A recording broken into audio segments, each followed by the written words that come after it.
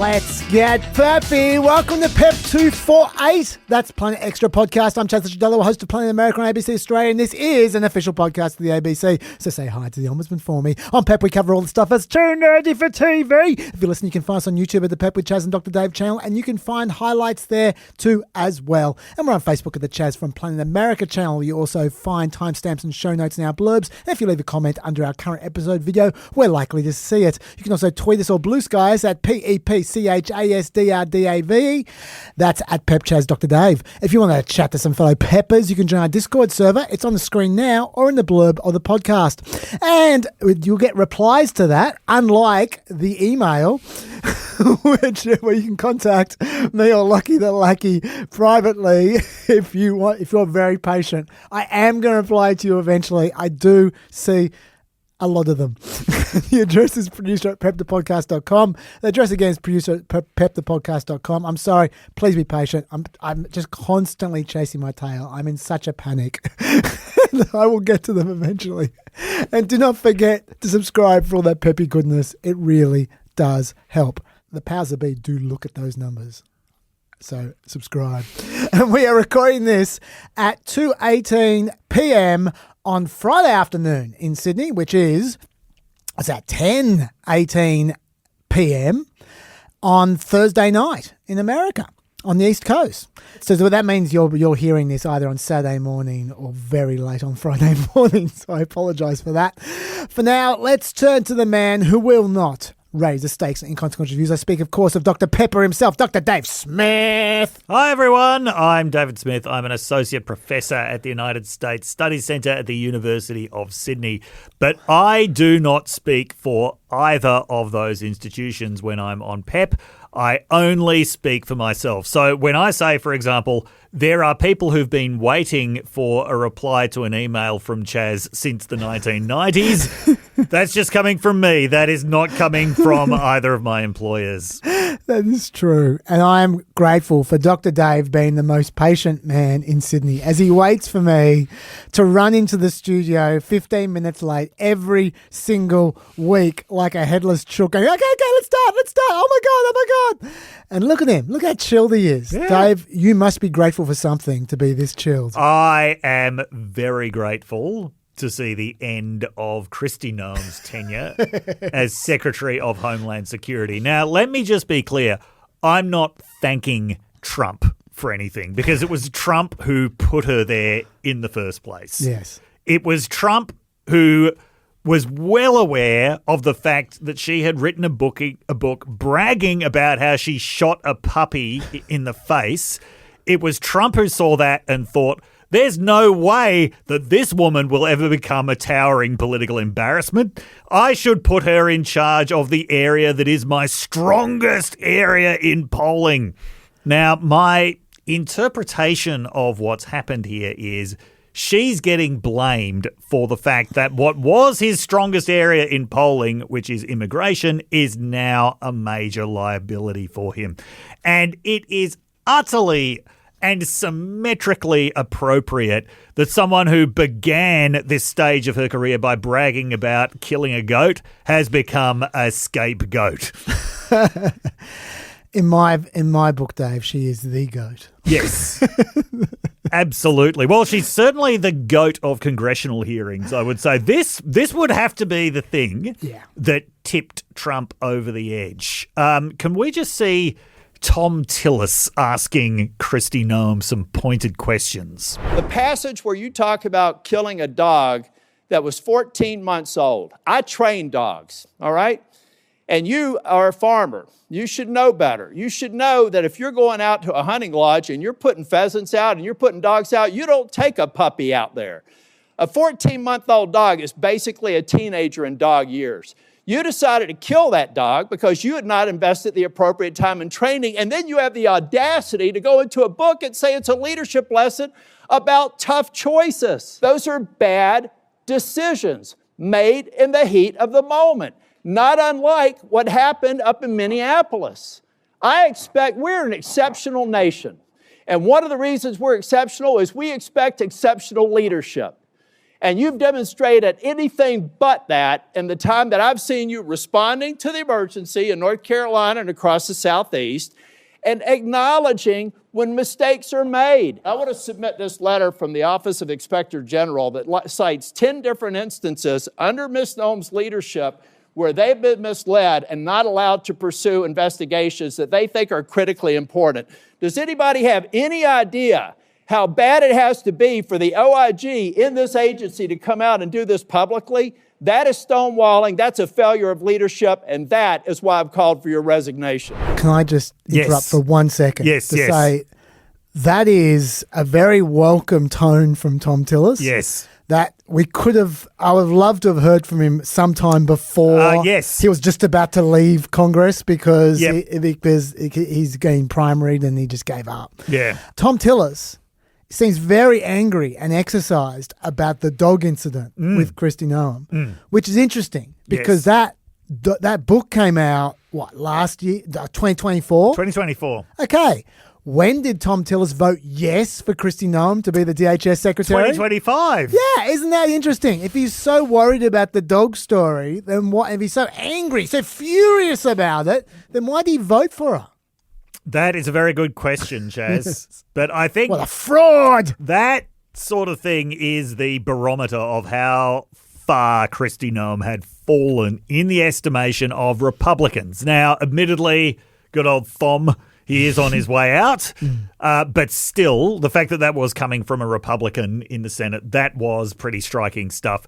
He was not the only Republican who was having a go at her.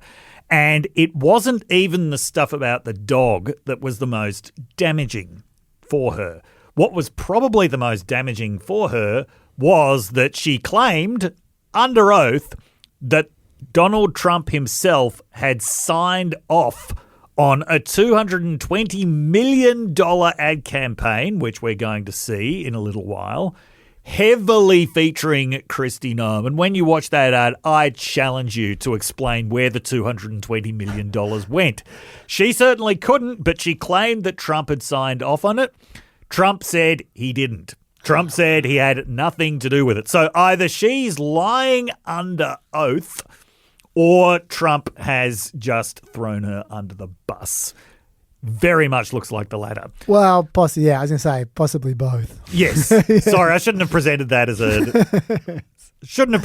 an or, but either she's lying or he is, and I mean, who even cares in this case? Look, this relates to my grateful. Sorry, did you want to say more about this before I? Just the last thing I wanted to say about the extent to which she's been thrown under a bus. Yes. This was announced on Truth Social while she was in the middle of a press conference in Nashville, answering questions at a gathering of law enforcement officers, and she doesn't seem to have had any idea at that point that she'd actually been fired. Markwayne Mullen, who's been announced as her replacement, was already making statements, and she was continuing on, apparently without any idea that she'd already been fired. That's pretty far under the bus. Yes, I don't think we even need to mention the completely made-up job that she's been promoted to. Yeah, I don't even know. This is after I've finished reading. It's called Shield of the Americas. Shield of the Americas. Yes. She's protecting the entire Americas? Yes. Because she's done such a good job. Okay, all right. Yes. Look, I'm sure, I know we're going to be talking about Kristi Noem next week because I want to, and I haven't read anything. and so next week, Kristi Noem for me, and there are a couple of tales I definitely want to tell about Kristi Noem. I've been saving. Not saving for her to get a sack, but I've been saving just because of time. Do you think she saves the tails after she kills the dogs? I wonder if the dog was a Chihuahua. That would qualify her, I reckon, for her previous job, shooting a Chihuahua in the face. But anyway, look, what I wanted. This is getting into my area of grateful. I wanted to, on a completely different note, actually. This had nothing to do with her getting sacked. I didn't know she'd gotten sacked until I walked into the room just now. But I wanted to. My grateful is for two fellows at the same hearing you're talking about, and about a topic you were just talking about. Yes. which is Peter Welch and John Kennedy. John Kennedy, the Republican John Kennedy, the guy Yes. who's changed his accent from Yes. from just a standard Southern accent to foghorn leghorn ever since he ran for office. Yes. But, And he always looks very sad and perplexed these days. he does. But he's a smart guy, John Kennedy, even though Yes. he likes to act like he's not. Yes. But first John Kennedy in particular, but then Peter Welch followed up beautifully. They both absolutely filleted Kristi Noem at that hearing Yes. on the ad campaign you're talking about. And I was impressed because normally at a hearing, less so Senate, more so House, you just get a lot of yelling and slamming the table, much like Tom Tillis was doing there when he was, I don't know what he was playing at there. But anyway, these guys, they did it properly. They asked proper questions. Yeah. And Kristi Noem is becoming very adept at avoiding answering questions. And they just kept going and just wouldn't put up with it. And they really exposed her big time on this ad campaign. I'm talking about, and you're going to see why very quickly, why I cared so much about this, to be so grateful that this has been exposed. We're talking about a $220 million ad campaign, as you say, that was handed to an agency. I don't even remember the name of the agency. I haven't prepared this because I'm so late and so panicked.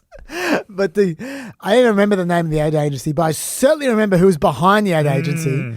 It's the husband of, guess who? Tricia McLaughlin, the former spokesperson for Kristi Noem, who I christened the most dishonest person in government ever.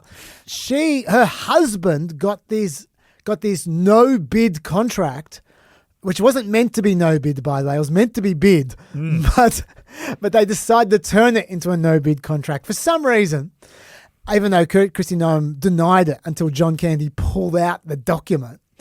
He really did a job on her.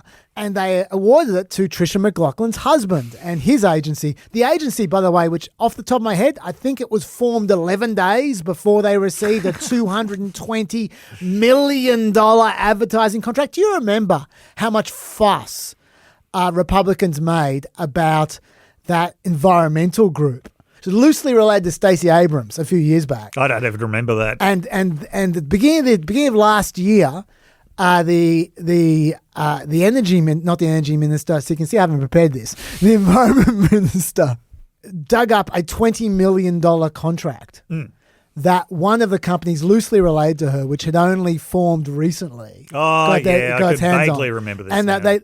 And someone on some undercover video related to James O'Keefe referred to it as dropping gold bars off a ship. And they kept on referring to the $20 million as gold bars, going, we have to recover those gold bars. They're obsessed with this $20 million. A $220 million no bid advertising contract for the ad. Why don't we look at the ad? Yeah. Look, show us the ad. You decide whether it was worth it. Why do I love these wide open spaces? They remind me of why our forefathers came here. Not just for its beauty, but for the freedom only America provides. I'm Kristi Noem. From the cowboys who tamed the West, to the titans who built our cities, to the dreamers who chased the impossible, America has always rewarded vision and grit. Our greatness calls people to us. $220 million well spent, Dave? Well, I mean, the pants look pretty expensive. Well, Dave, think about the cost of the legal settlement for the rodeo clown they had to kill to get those clothes. Think about it. It would have been costly. Yeah, it was pretty astonishing stuff. Look. Before you even write into us, yes, we know that $220 million isn't the cost of the ad; it's the cost of booking the ad. Yes, we understand, but let's all laugh at that pathetic ad. Okay. Anyway, my point is, who even books ads these days? I don't know. Someone who apparently needs a lot of money. Someone who's got a big gambling debt. I don't know. But the point is, $220 million for that ad campaign going to a no-bid company that just happens to be controlled by the husband of your spokesperson. Okay? That is corrupt, and it was very, very well exposed by Peter Welch and John Candy. That's what the Senate used to do before they gave up. So thank you very much, folks, for making me relive the moments when the Senate wasn't shit. Wow. I really, really appreciated it. I'd like to see more of that, please. That's what I'm grateful for. Now, Dave, we will talk about Kristi Noem next week. Okay? Yes, we will. Yes. I've got some great stories. Yes. Anyway. I've just got one more thing to say. Oh, go for it. About Kristi Noem. Please. Okay, this is a tangent treehouse. Oh, okay. Why not? Just to play music. One of the reasons why I'm going to enjoy hearing her name a lot less is because she always reminds me of the movie Return to Oz. Do you remember that movie? Vaguely, yes. Okay, Return to Oz was this sequel to The Wizard of Oz that Disney made in 1984, but it is not like The Wizard of Oz. This is not a musical. This is a horror movie. And some of the scenes from that, everything from Dorothy getting electroshock therapy at the start to running down a corridor full of screaming heads. Everything about it is terrifying, but the major villain in that is known as the Gnome King. Do you remember the Gnome King? I do remember the Gnome King. This guy can turn himself into a mountain, but his fatal weakness is that eggs are poisonous to him.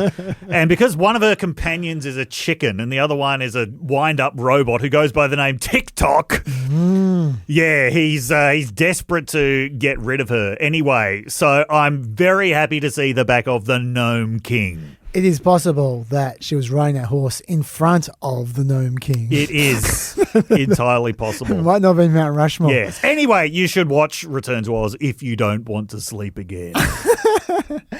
Okay, now, I of course, I didn't have time to prepare my grateful. I definitely didn't have time to go through the correspondence. But I will say, I was aware when I recorded the last podcast, I was really pushing my luck. Like, in what sense? In that, I'm conscious of the fact that, and this is one of the things I'm also kind of grateful to the Peppers for. I'm conscious of the fact that politically, very few Peppers agree with me. I know that. I know that they listen to Pep for your political views, not mine. I know that, okay? I'm aware of that, and they tolerate me, and that's nice. And I appreciate that. And I also appreciate that they like the fact that I have come at a different angle. But I also know that I can wear thin on people. And so I'm conscious of the fact that, you know, I try not to do more than one or two chasisms per ep, where I just go, okay, this thing that you really care about, I'm just going to spend 20 minutes just shitting all over it in my way, and you're going to take it.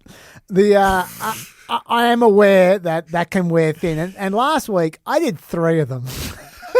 I did the Obama apes, I did the Colbert thing with James Tallarico, and I did my usual love sonnet to Amy Coney Barrett in the tariffs. I was aware when I was doing all 3, and I was thinking, geez, this is a bit much of me, isn't it?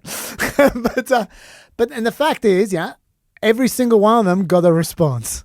But a very reasonable response, I have to say. And if we weren't in the middle of a war, I would read liberally from the responses to all 3 of them. I'm not going to do it now because I haven't had the time to collate them, but let me just say, I hear you. You're seen.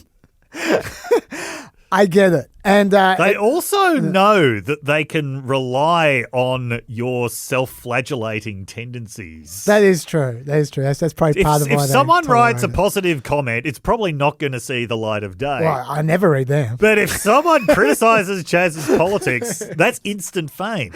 Yes. Yeah, no, look, that is true. But I mean, I would love to self-flagellate because, look, there's some great points. You know, like a lot of people pointed out flaws in my arguments. But, legitimate flaws. And by the way, the Supreme Court, after I was so nice to them last week, they turned around this week with an absolute shocker, which I would spend 45 minutes going through if we weren't in the middle of a war. So let me just say, once again, let's just acknowledge that. You should be an academic. You know why? Why is that? Because you would actually enjoy submitting articles to journals just to get the negative reviewer comments. I probably would. You've missed your calling. Anyway. I've missed my calling in so many ways, Dave. This is what I do. Anyway, but I just want to note, first of all, acknowledge all those emails I'm not reading. And secondly, I wanted to just also give an update for one of the things I talked about, which was the Colbert thing and the Tallarico thing. We'll talk about Texas later. But I was saying when I talked about with Lockie the Tallarico Colbert thing, I was saying at the time, now it's possible. It's possible that what is going on here is that Colbert is not misleading people, because I said he was misleading people.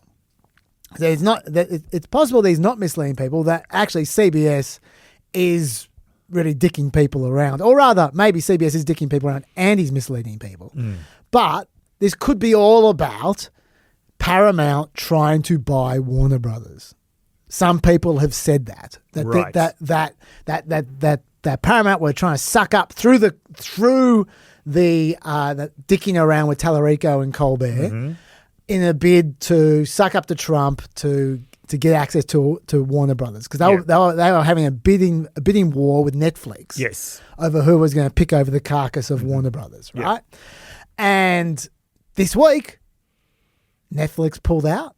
Yes, it did. Very soon after Ted Sarandos, that's his name. I haven't got any notes here. Ted Sarandos spoke to the White House, although he said not to Trump, but to the White House. Then Netflix pulled out, and Paramount Plus and now look like got the inside track to buying Warner Brothers. Yes.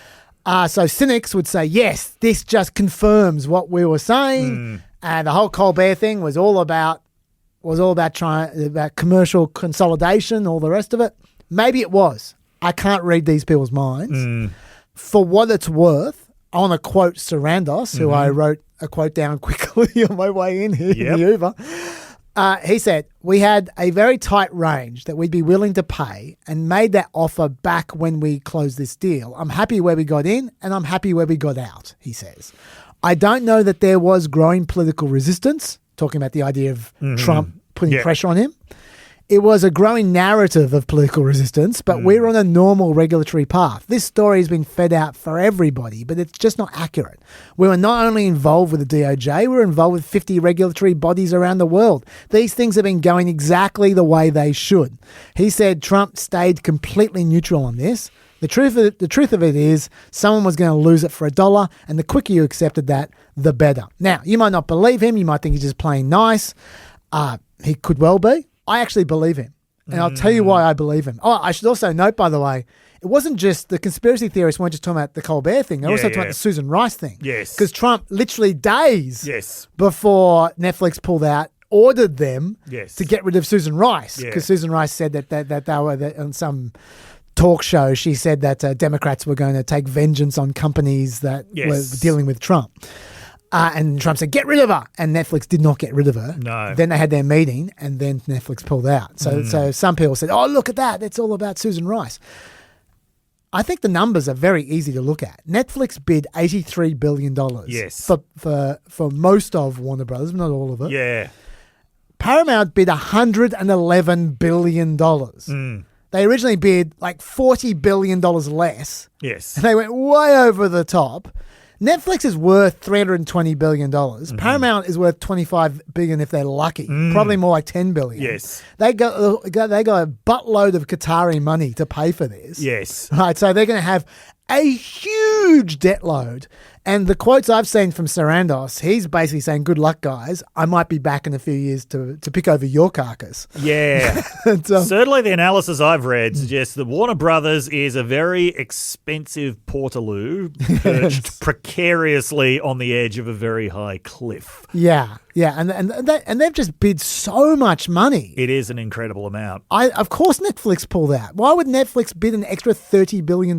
By the way, for those who are not aware of this detail, one of the things involved in Warner Brothers is CNN. Yeah, and this is why it's relevant. Yes, yeah. And HBO for that matter. Yes. If people are concerned about the consolidation of media, especially mainstream media under conservative proprietors, it is very concerning. CNN could be about to be the new CBS. Yes. Now, when I say the new CBS, it's not like Barry Weiss has done very much. No. She seems to be very good at grifting and not very good at actually doing anything. Yes. But having said that, maybe she's just warming up. And maybe when they consolidate, there's going to be a lot of sackings going on, a lot of journalists fired, and a lot less news being gathered. And even if it's not partisan, if there's just still less news being gathered, that's bad. It is.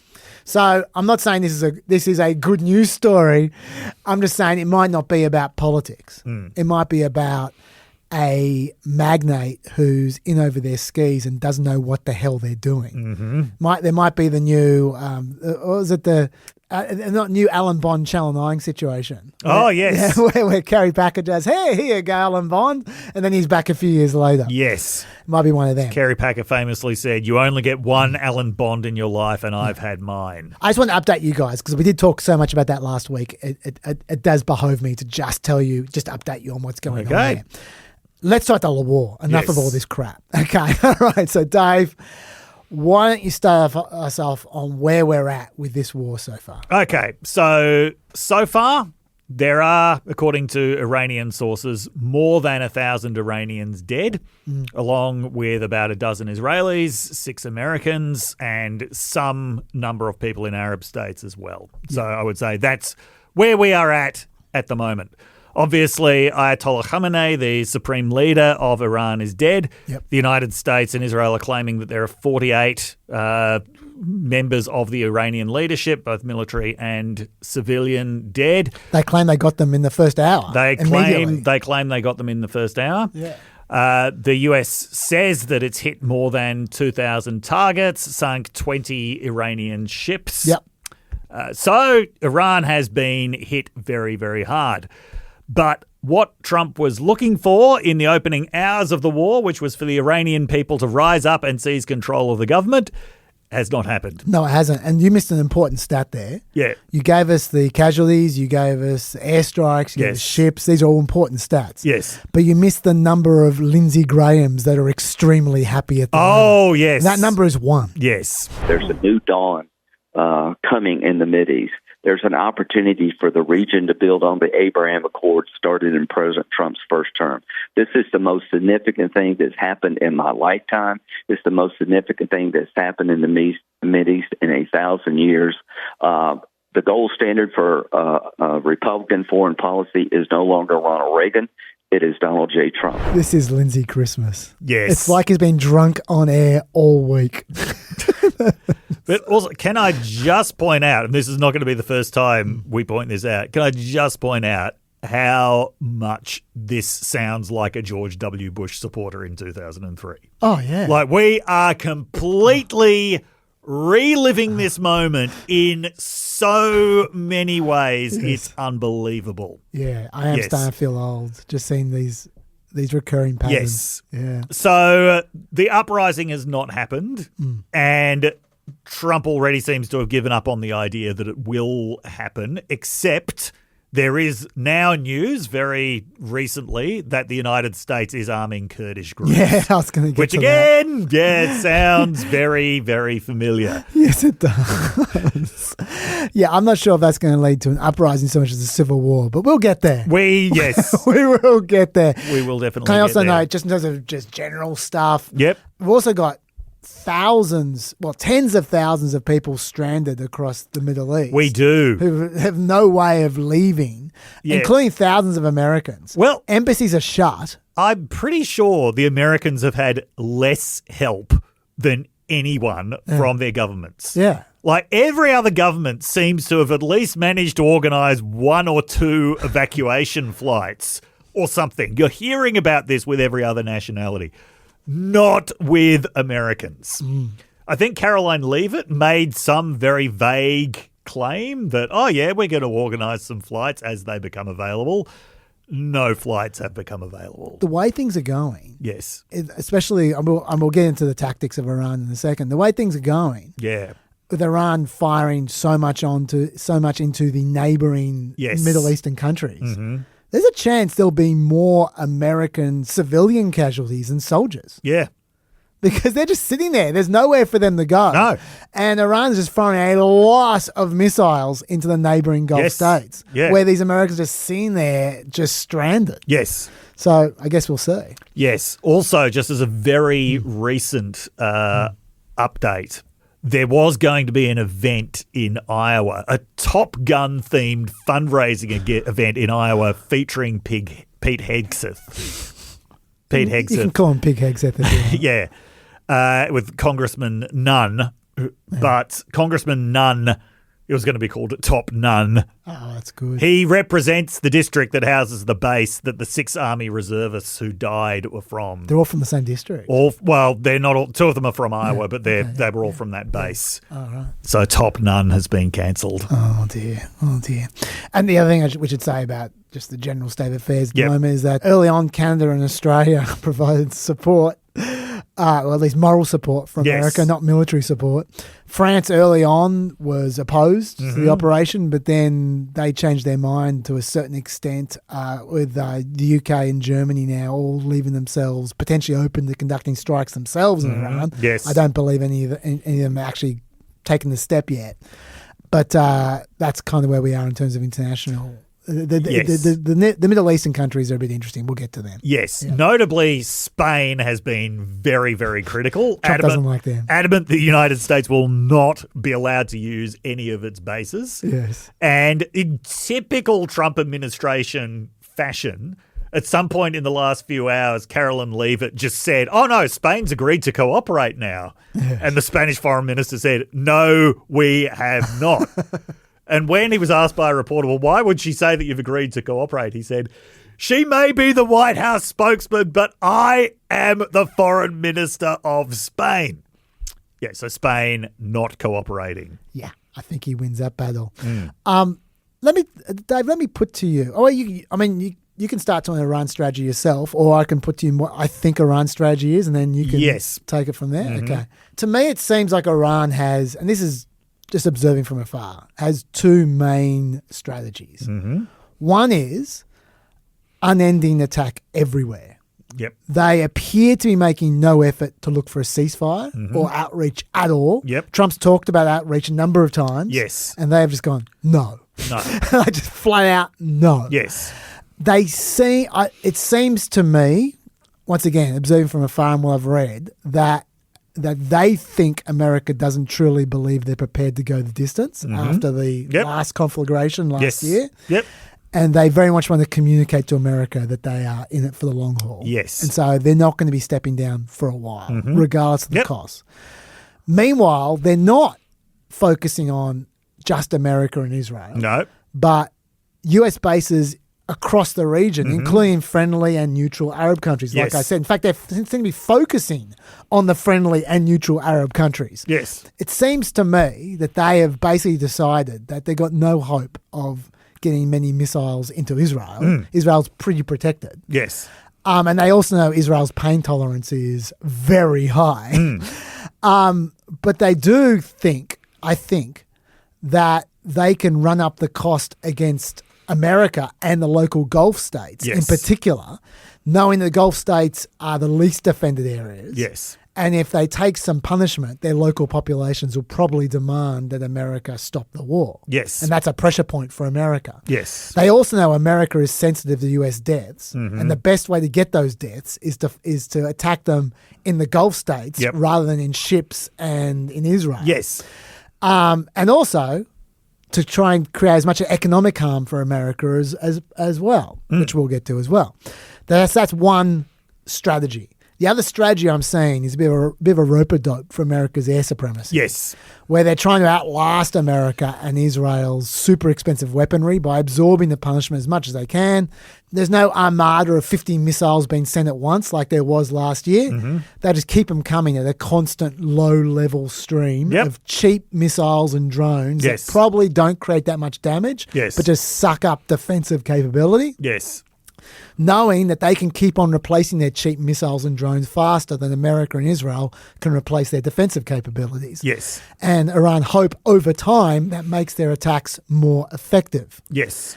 And essentially they're saying if we just hang in there as long as we can, in 2 weeks, in 4 weeks, in 6 weeks, we're going to be increasing the pain tolerance. Yes. So the pain level for America.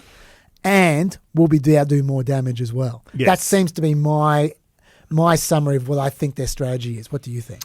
I think that you're right. And in terms of, the wearing down the air defences, the finances of that are very stark. So those Iranian drones that she had, it costs about $20,000 a drone. Yeah. The Patriot missile costs $4 million Yeah, sure. a go. Yeah. So, the aim is to try to get them to use Patriot missiles costing $4 million to shoot at drones that cost $20,000. This is a tactic known as firing gold at plastic. That's what they're trying to achieve. But I just want to step back and just look at why Iran didn't immediately fall apart as the United States hoped when there were all of these leaders killed across both civilian and military capacities, including the supreme leader. Okay. First of all, as we said last week, after last year's attacks on Iran, it was reported that the Iranians were planning for the likelihood of another attack, and that one of the things that they needed to develop was this decentralized and multi-layered leadership in the event that the military and civilian leadership got attacked. Yes. And that seems to have been what happened, right? So there's been this decentralized structure developed. The military is mainly being told to stay away from areas where they could get bombed. There are apparently lots of decentralized leaders around, but the military has certainly not retreated from the streets. The paramilitaries that are in charge of keeping the civilian population in line, they are very visible. In fact, their presence has actually increased. Hence no revolution. Yeah. Now, we did see after Khamenei was killed, there was a lot of footage of Iranians out in the streets celebrating, which was apparently tolerated. They weren't brutally suppressed or anything. The regime seems to have calculated it was worth letting that, happen for a while. But the regime is still very much in charge, judging by that security presence, with the proviso, of course, as we say every week, that sometimes regimes look very solid right up until the moment that they fall apart. That is just the nature of the control of information in authoritarian regimes. Often you just can't tell. But for the moment, it looks like the elite is really staying together. The other thing that's worth mentioning is a lot of media reporting on this. Well, I mean, a lot of media reporting on the Iranian system sounds like if it was written 8 drinks in at a right-wing banquet somewhere, but there hasn't been a lot of reporting on what the actual structure of Iran's government is. And one of the things to keep in mind is Iran actually has quite a complicated political system. It's not what you would rightfully call democratic because of the fact that no meaningful opposition is really allowed. If anyone is actually opposed to the system of clerical control at the top, they're not going to get anywhere near the political system. However, there is actually quite a high level of citizen participation in politics because there actually are elections, albeit with a relatively narrow range of candidates. There are elections to elect the legislature. There are elections to elect the president.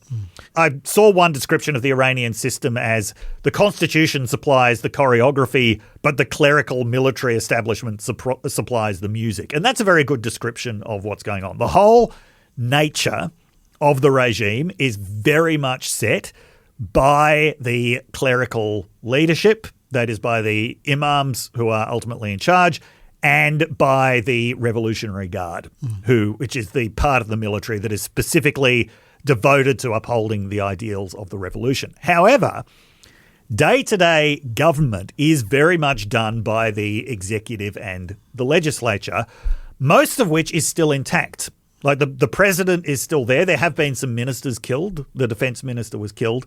But the point is the people who are responsible for day-to-day government, they are still there. Sure, they're hiding at the moment, but they're still there, which is another reason why the country hasn't just completely fallen apart. Like the actual executive, as far as I can see, is still largely in place.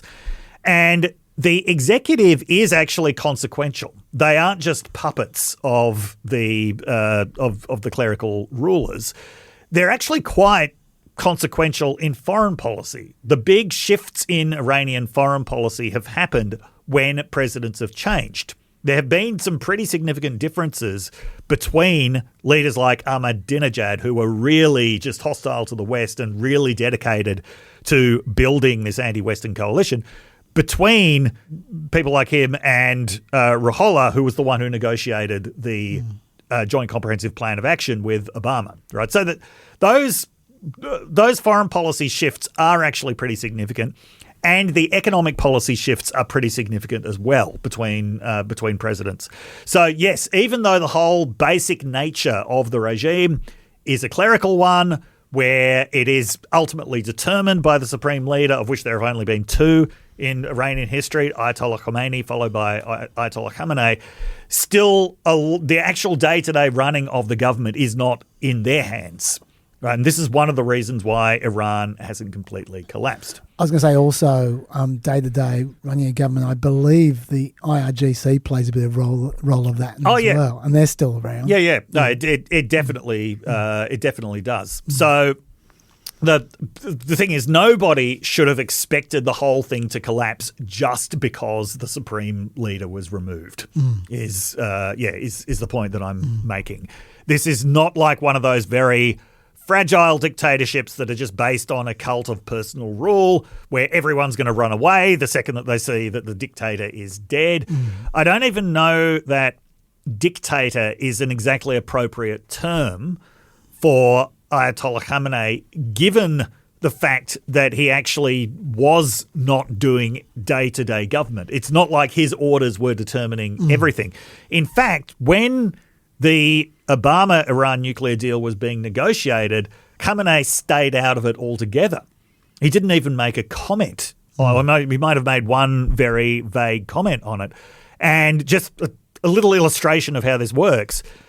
So the bombing began on Saturday. The timing of that was because the Americans and Israelis got this intelligence that there would be this major meeting of Iranian leaders at Khamenei's compound. Khamenei was not part of that meeting. He was in the compound, but he was actually in a separate part of it. He was waiting to be informed of the outcome of the meeting when the bombs fell. So even though he was the supreme leader, he was the most important figure in Iran, that importance was not so much about, day-to-day commands that he was issuing. This was more about the general kind of overall tone that he set for the country, the overall vision of the country, and also his particular kind of charismatic status as this guardian of the revolution, as someone who was the supreme leader for far longer than his predecessor Khomeini. So his death is highly significant, but it was never going to bring the whole structure down the way that the death of a dictator would in a lot of other places. Well, I wonder, given what you're saying about the apparent stickiness of the regime. I say apparent because, as you say, we never know. Yeah. And Trump has, on a number of occasions, said that Venezuela might be the model that he's looking for in Iran. Could this end up being as simple as the regime popping up someone else that Trump does a little deal with, like he did with the deputy in Venezuela, and then he just declares victory and moves on? I don't know if he's going to be able to find someone as pliable and nakedly corrupt as Delcy Rodriguez. If that's his hope, I don't think he's going to get it. And I know Israel wouldn't like it very much. No. And especially if it's Khamenei's son, Mojtaba. Who may or may not be alive. Khamenei. Yes. Anyway, he's being talked about. Yes. A lot. And because he's being talked about, we should just mention him. So if he did become the supreme leader, this could actually discredit the regime significantly. Okay? So one of the things that we've been talking about is, the fact that this regime can perpetuate itself. One of the reasons for that is that there are still large numbers of people who believe in the aims of the Iranian Revolution. I don't know what percentage of Iranians that is. I'm not going to try to guess, but it would be fair to say that within the Iranian elites, there is a lot of commitment to the revolution. And that's why it doesn't end just when you remove one figure. And one of the issues, sorry, just to bump in there. Yeah. One of the issues that America is facing, if they want to get rid of the regime, is that the place where you find a very large concentration of those people are the places like the IRGC, the police, the courts, the people with the guns, essentially. Yep. And all the other areas where they might hate the regime. Yes. There are no guns. Yes. And so it's very difficult to overcome a regime. Yes. When the only people with weapons are the people who believe in the regime. That's right. Yeah. Now, what do we mean by commitment to the principles of the revolution? This is a commitment to the Constitution that Khomeini wrote, which was based on a book that he wrote in 1972, which I won't try to say the Iranian title of it, but it's translated into Islamic rule. And that's the idea that you have some form of democracy, right? So you have a legislature, you have an elected president, but above that, you have clerics, right? You have religious figures who are making sure that everything is in line with religious law. So they refer to this system as being theocratic. It's supposed to be rule of God as mediated through these clerics. What that means is that the supreme ruler has to be a senior Islamic cleric, a senior Islamic scholar. Now, whatever problem you might have with Ayatollahs Khomeini and Khamenei, they were definitely senior Islamic scholars, especially Khomeini, who had voluminous writings in this area. Mojtaba Khamenei is not. Yeah. So he is not particularly well known as an Islamic cleric or scholar. He's well known as Khamenei's son. He's well known as a behind-the-scenes gatekeeper.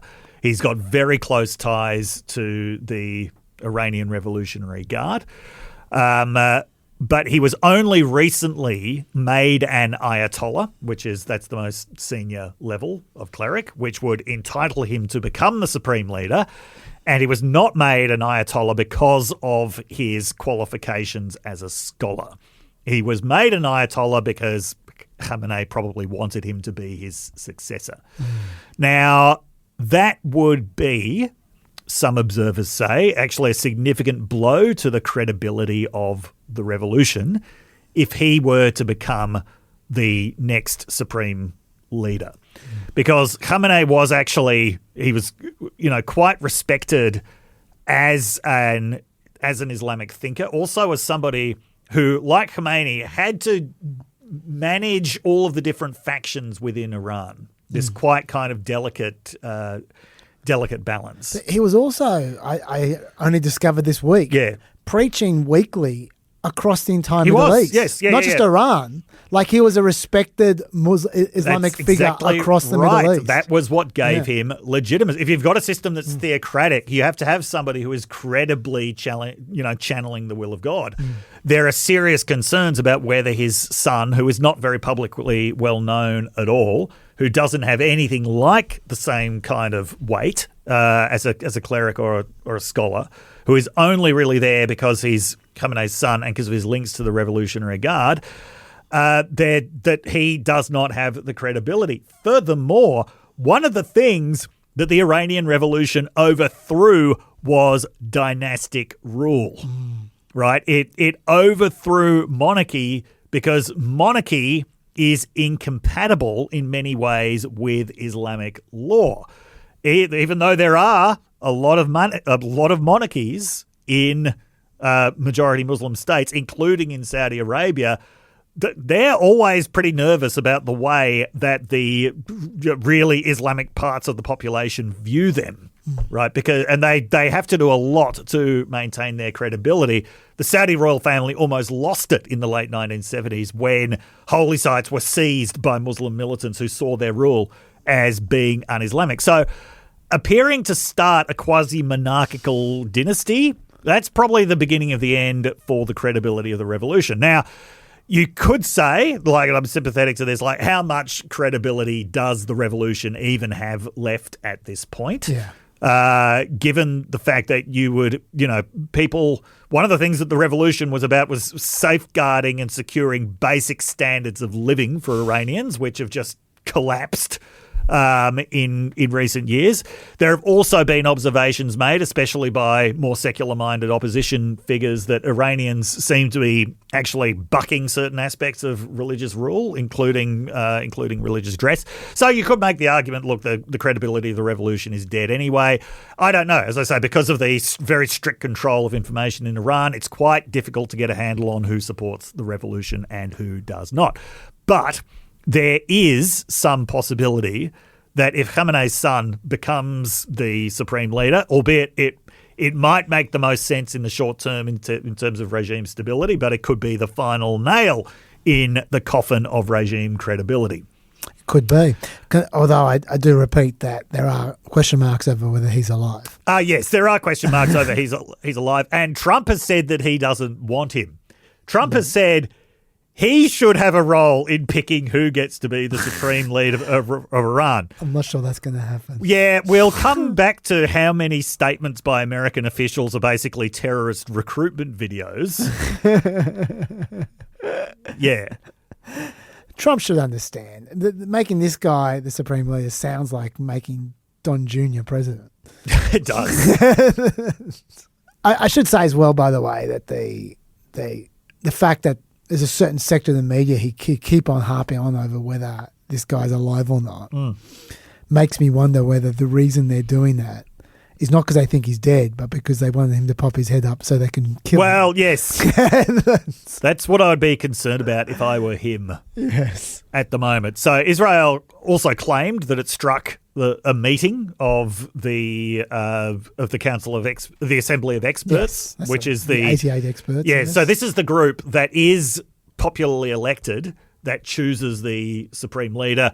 Once again, this is less democratic than it actually sounds, given that there aren't that many people who are eligible to be elected to the Assembly of Experts in the first place. It's a little bit like the Electoral College, isn't it, though? A little bit like the Electoral College, yes. But anyway, Israel claims that it struck a meeting of them, and that's why the selection of the new leader has been delayed. Khamenei's funeral has also been delayed, which I think is pretty clearly because of concerns that will also get struck, although they've said this is to give people more time to come to Tehran. Yes. Sure. Let's get into reasons for the war. Okay. I feel like this is a rich area. Yes. Okay, so this is a very, very rich area. So before we talk about the actual reasons for the war, yes, let's talk about the reasons given for the war. Okay, because there have been, you might say, a kaleidoscope of reasons given. They just keep on spinning around. Yes. According to the Wall Street Journal, just on Sunday alone, yes, Trump said that the Iranian mission was about threat reduction, about getting a deal, and about regime change. Yes. All at once. Three different reasons. Okay, so let's look at some of these main reasons. I just want to say, of those three, in the lead up to the war, this is what we were talking about last week, in the weeks before that, it was, when it was becoming very likely that it was going to happen, it was presented as getting a deal. It was presented as a negotiating tactic. Okay, go on. Let's start with nuclear threat. Yes. Okay, now this can be summed up by in the State of the Union, Trump said that they refused to say the secret words, Dave. They were warned to make no future attempts to rebuild their weapons program, and in particular, nuclear weapons. Yet they continue. They're starting it all over. We wiped it out, and they want to start all over again. And are at this moment, again, pursuing their sinister ambitions. We are in negotiations with them. They want to make a deal, but we haven't heard those secret words. We will never have a nuclear weapon. I think Trump thinks that it's Indiana Jones and there's some ancient incantation that they have to chant or something. As it turns out, Dave, why don't you respond to Trump? What's your first thoughts in response to that? Iran said that they weren't pursuing nuclear weapons all the time. Yeah. All the time. Khamenei said that there was an Islamic prohibition on weapons of mass destruction, which, by the way, there's no guarantee that the next supreme leader is also going to follow that position. There are heaps of people in Iran who want a nuclear weapon, and the Ayatollah said no to. There are. Yes. I don't think that is completely appreciated by the Trump administration, that he didn't want nuclear weapons. He was one of the things suppressing the nuclear weapons program. Yeah, and also we can point out that Iran was part of in fact, they still are part of the Nuclear Non-Proliferation Treaty. Yep. They don't need to be a part of that. No. At one point in time, they considered pulling out. Yes. But they haven't. Mm-hmm. And just in case, Trump had a very short attention span, he didn't hear those secret words that he so wanted to hear until then. The foreign minister came out directly after that speech and gave him those secret words again. He tweeted out, Iran will under no circumstances ever develop a nuclear weapon. There you go. Yeah. There you go. Yeah, I'm not convinced by the secret words formulation. The next element of this accusation, though, Dave, is that a slightly different variation of it, is that Iran weren't serious in nuclear talks. Now, if they really were going to, were taking seriously not having a nuclear weapon, they would have negotiated a little bit more open-mindedly when it comes to enrichment of uranium and so forth. The leading candidate about this school is Steve Witkoff, who was one of the negotiators. He's been talking about this a lot. It was Steve Witkoff and Jared Kushner who negotiated in Geneva with Iran, and Steve Witkoff keeps saying stuff like this on Fox News. We discussed with them 10 years of no enrichment whatsoever, and we would pay for the fuel, and it was flatly rejected. And the president sent us in there to have a good faith negotiation. Pardon me? You're saying that we would give it to them? And they rejected that? We actually had that, and they rejected that, which told us at that very moment that they had no notion of doing anything other than retaining enrichment for the purpose of weaponizing. What say you to that, Dave? They always made it very clear that for them, the ability to engage in nuclear enrichment was crucial to their national sovereignty. That it was something that they would not give up because it was about national sovereignty. During the JCPOA, they had been enriching at a level of below 4%. They'd committed to doing that for 12 years. So it's true that they were not prepared to give up enrichment completely. They always made that very clear. That to say, well, we told them to give it up and they wouldn't, therefore they weren't serious. No, they were very serious, but they had their bottom line in the same way that the Americans had their bottom line. I would also add to that, I mean, that's true, but I would also add to that if I could imagine Iran saying, how can we trust America to deliver? We'll give up our nuclear program and trust you to supply our energy for free for a decade. Yes. You guys wouldn't even keep our nuclear deal going for a decade. That's true. Before you tore it up. And by the way, who tore it up? You tore it up. Yes. And you're telling us we should trust you to keep a new deal after you wouldn't keep that deal. Yes. Well, how can we trust you? I can imagine Iran thinking like that. Yes. But Witkoff went further. They have 10,000 roughly kilograms of fissionable material. That's broken up into roughly 460 kilograms of 60% enriched uranium, another 1,000 kilograms of 20% enriched uranium, and the balance is at 3.67. They manufacture their own centrifuges to enrich this material. So there's almost no stopping them. They have an endless supply of it. The 60% material, Sean, can be brought to 90%, that's weapons grade, in roughly 1 week, maybe 10 days at the outside. The 20% can be brought to weapons grade inside of 3 to 4 weeks. And let me say this, because I forgot this small little detail.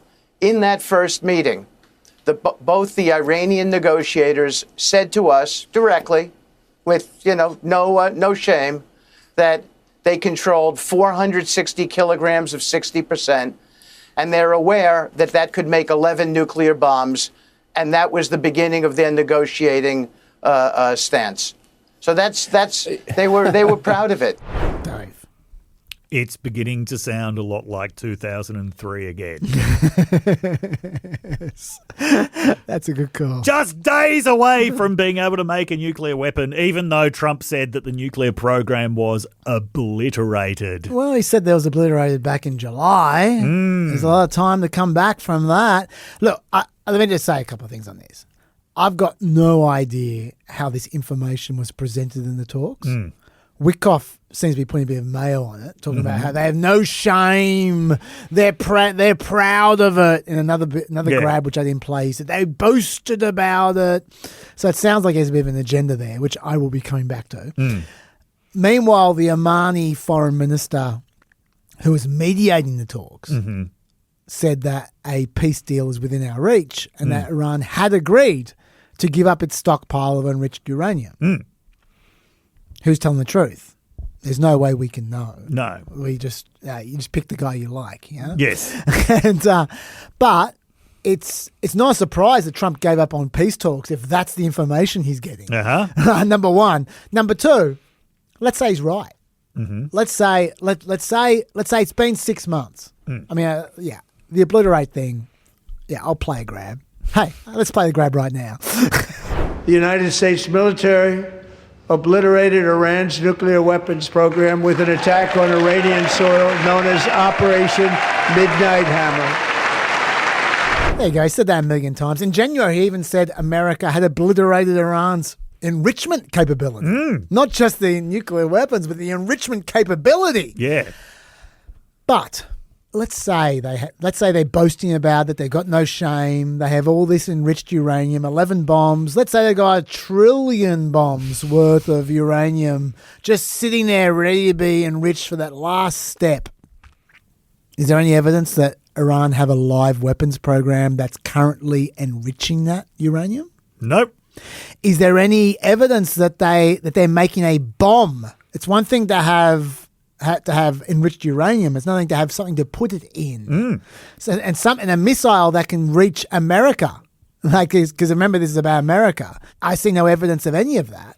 This is what Rubio was saying just a few days before the war. They're not enriching right now, but they're trying to get to the point where they ultimately can.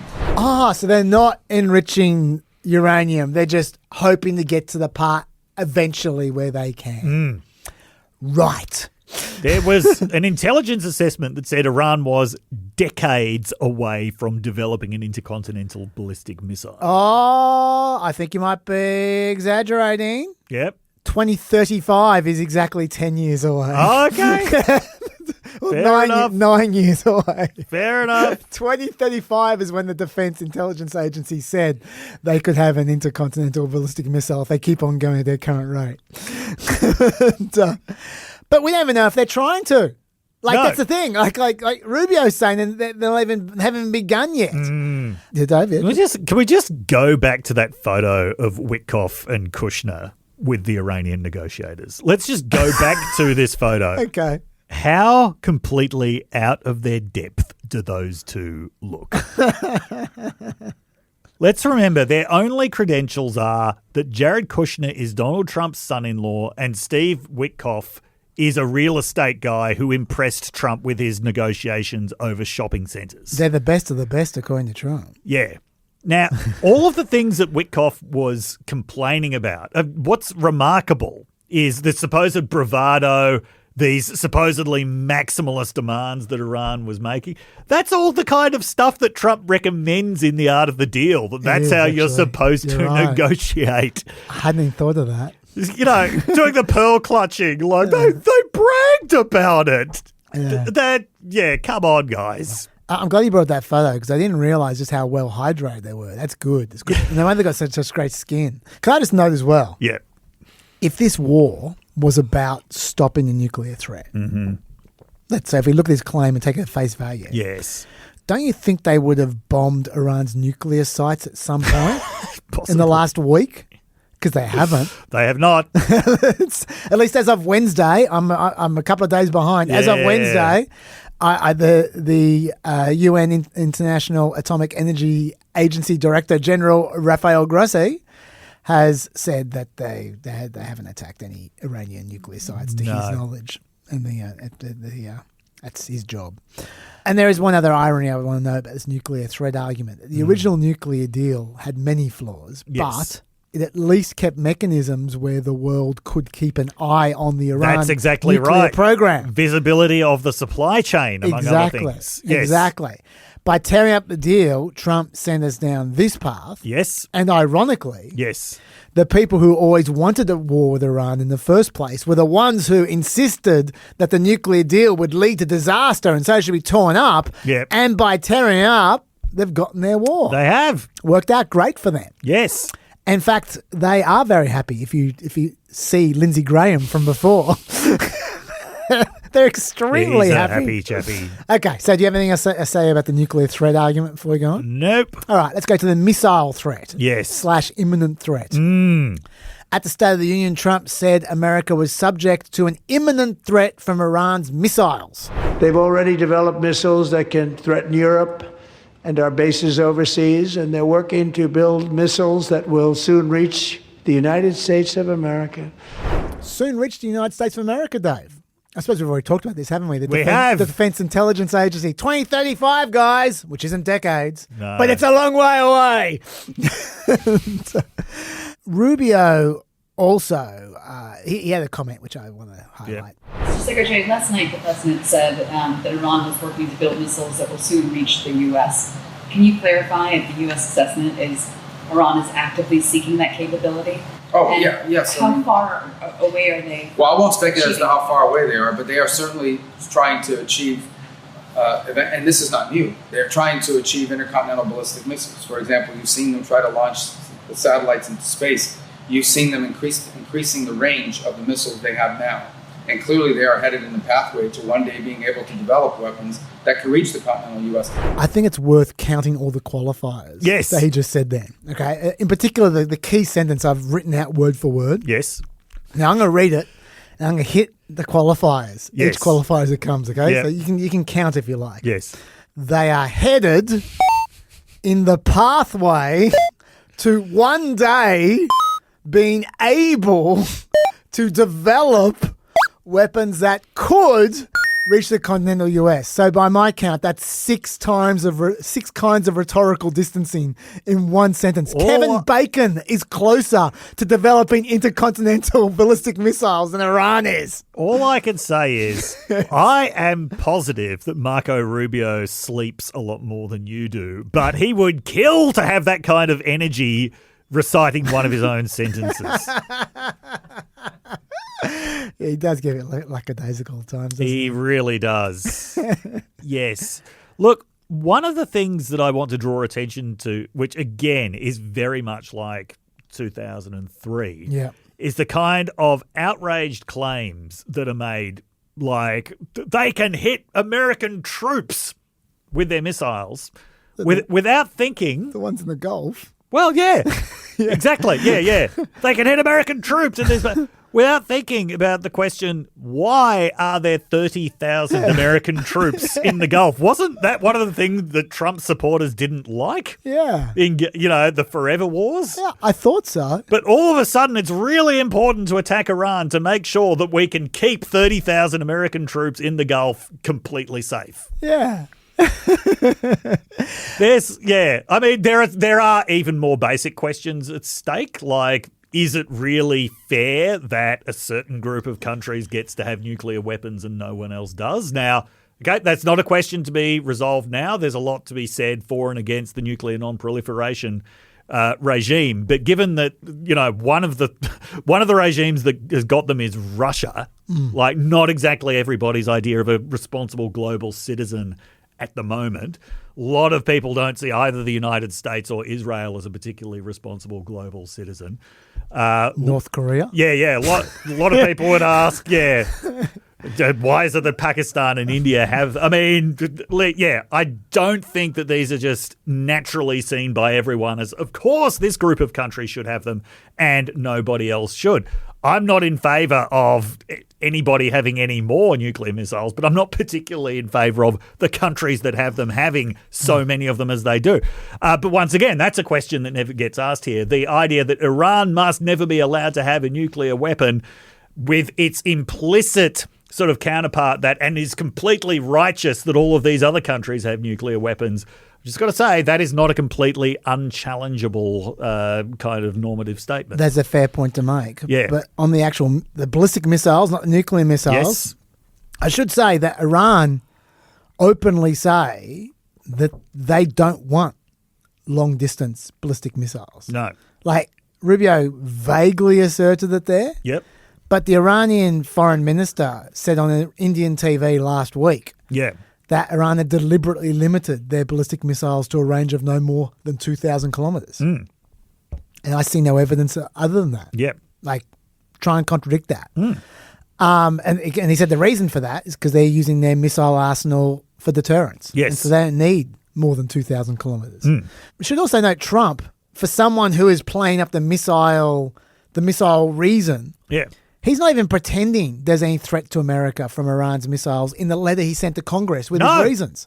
He wrote, its array of ballistic, cruise, anti-ship and other missiles pose a direct threat to and are attacking United States forces, commercial vessels and civilians as those of our allies and partners. He's not saying United States homeland. No. He's saying the forces, commercial vessels and civilians. He's talking about the guys, Yes. the 30,000 guys in the Gulf. That's Yeah. what he's talking about.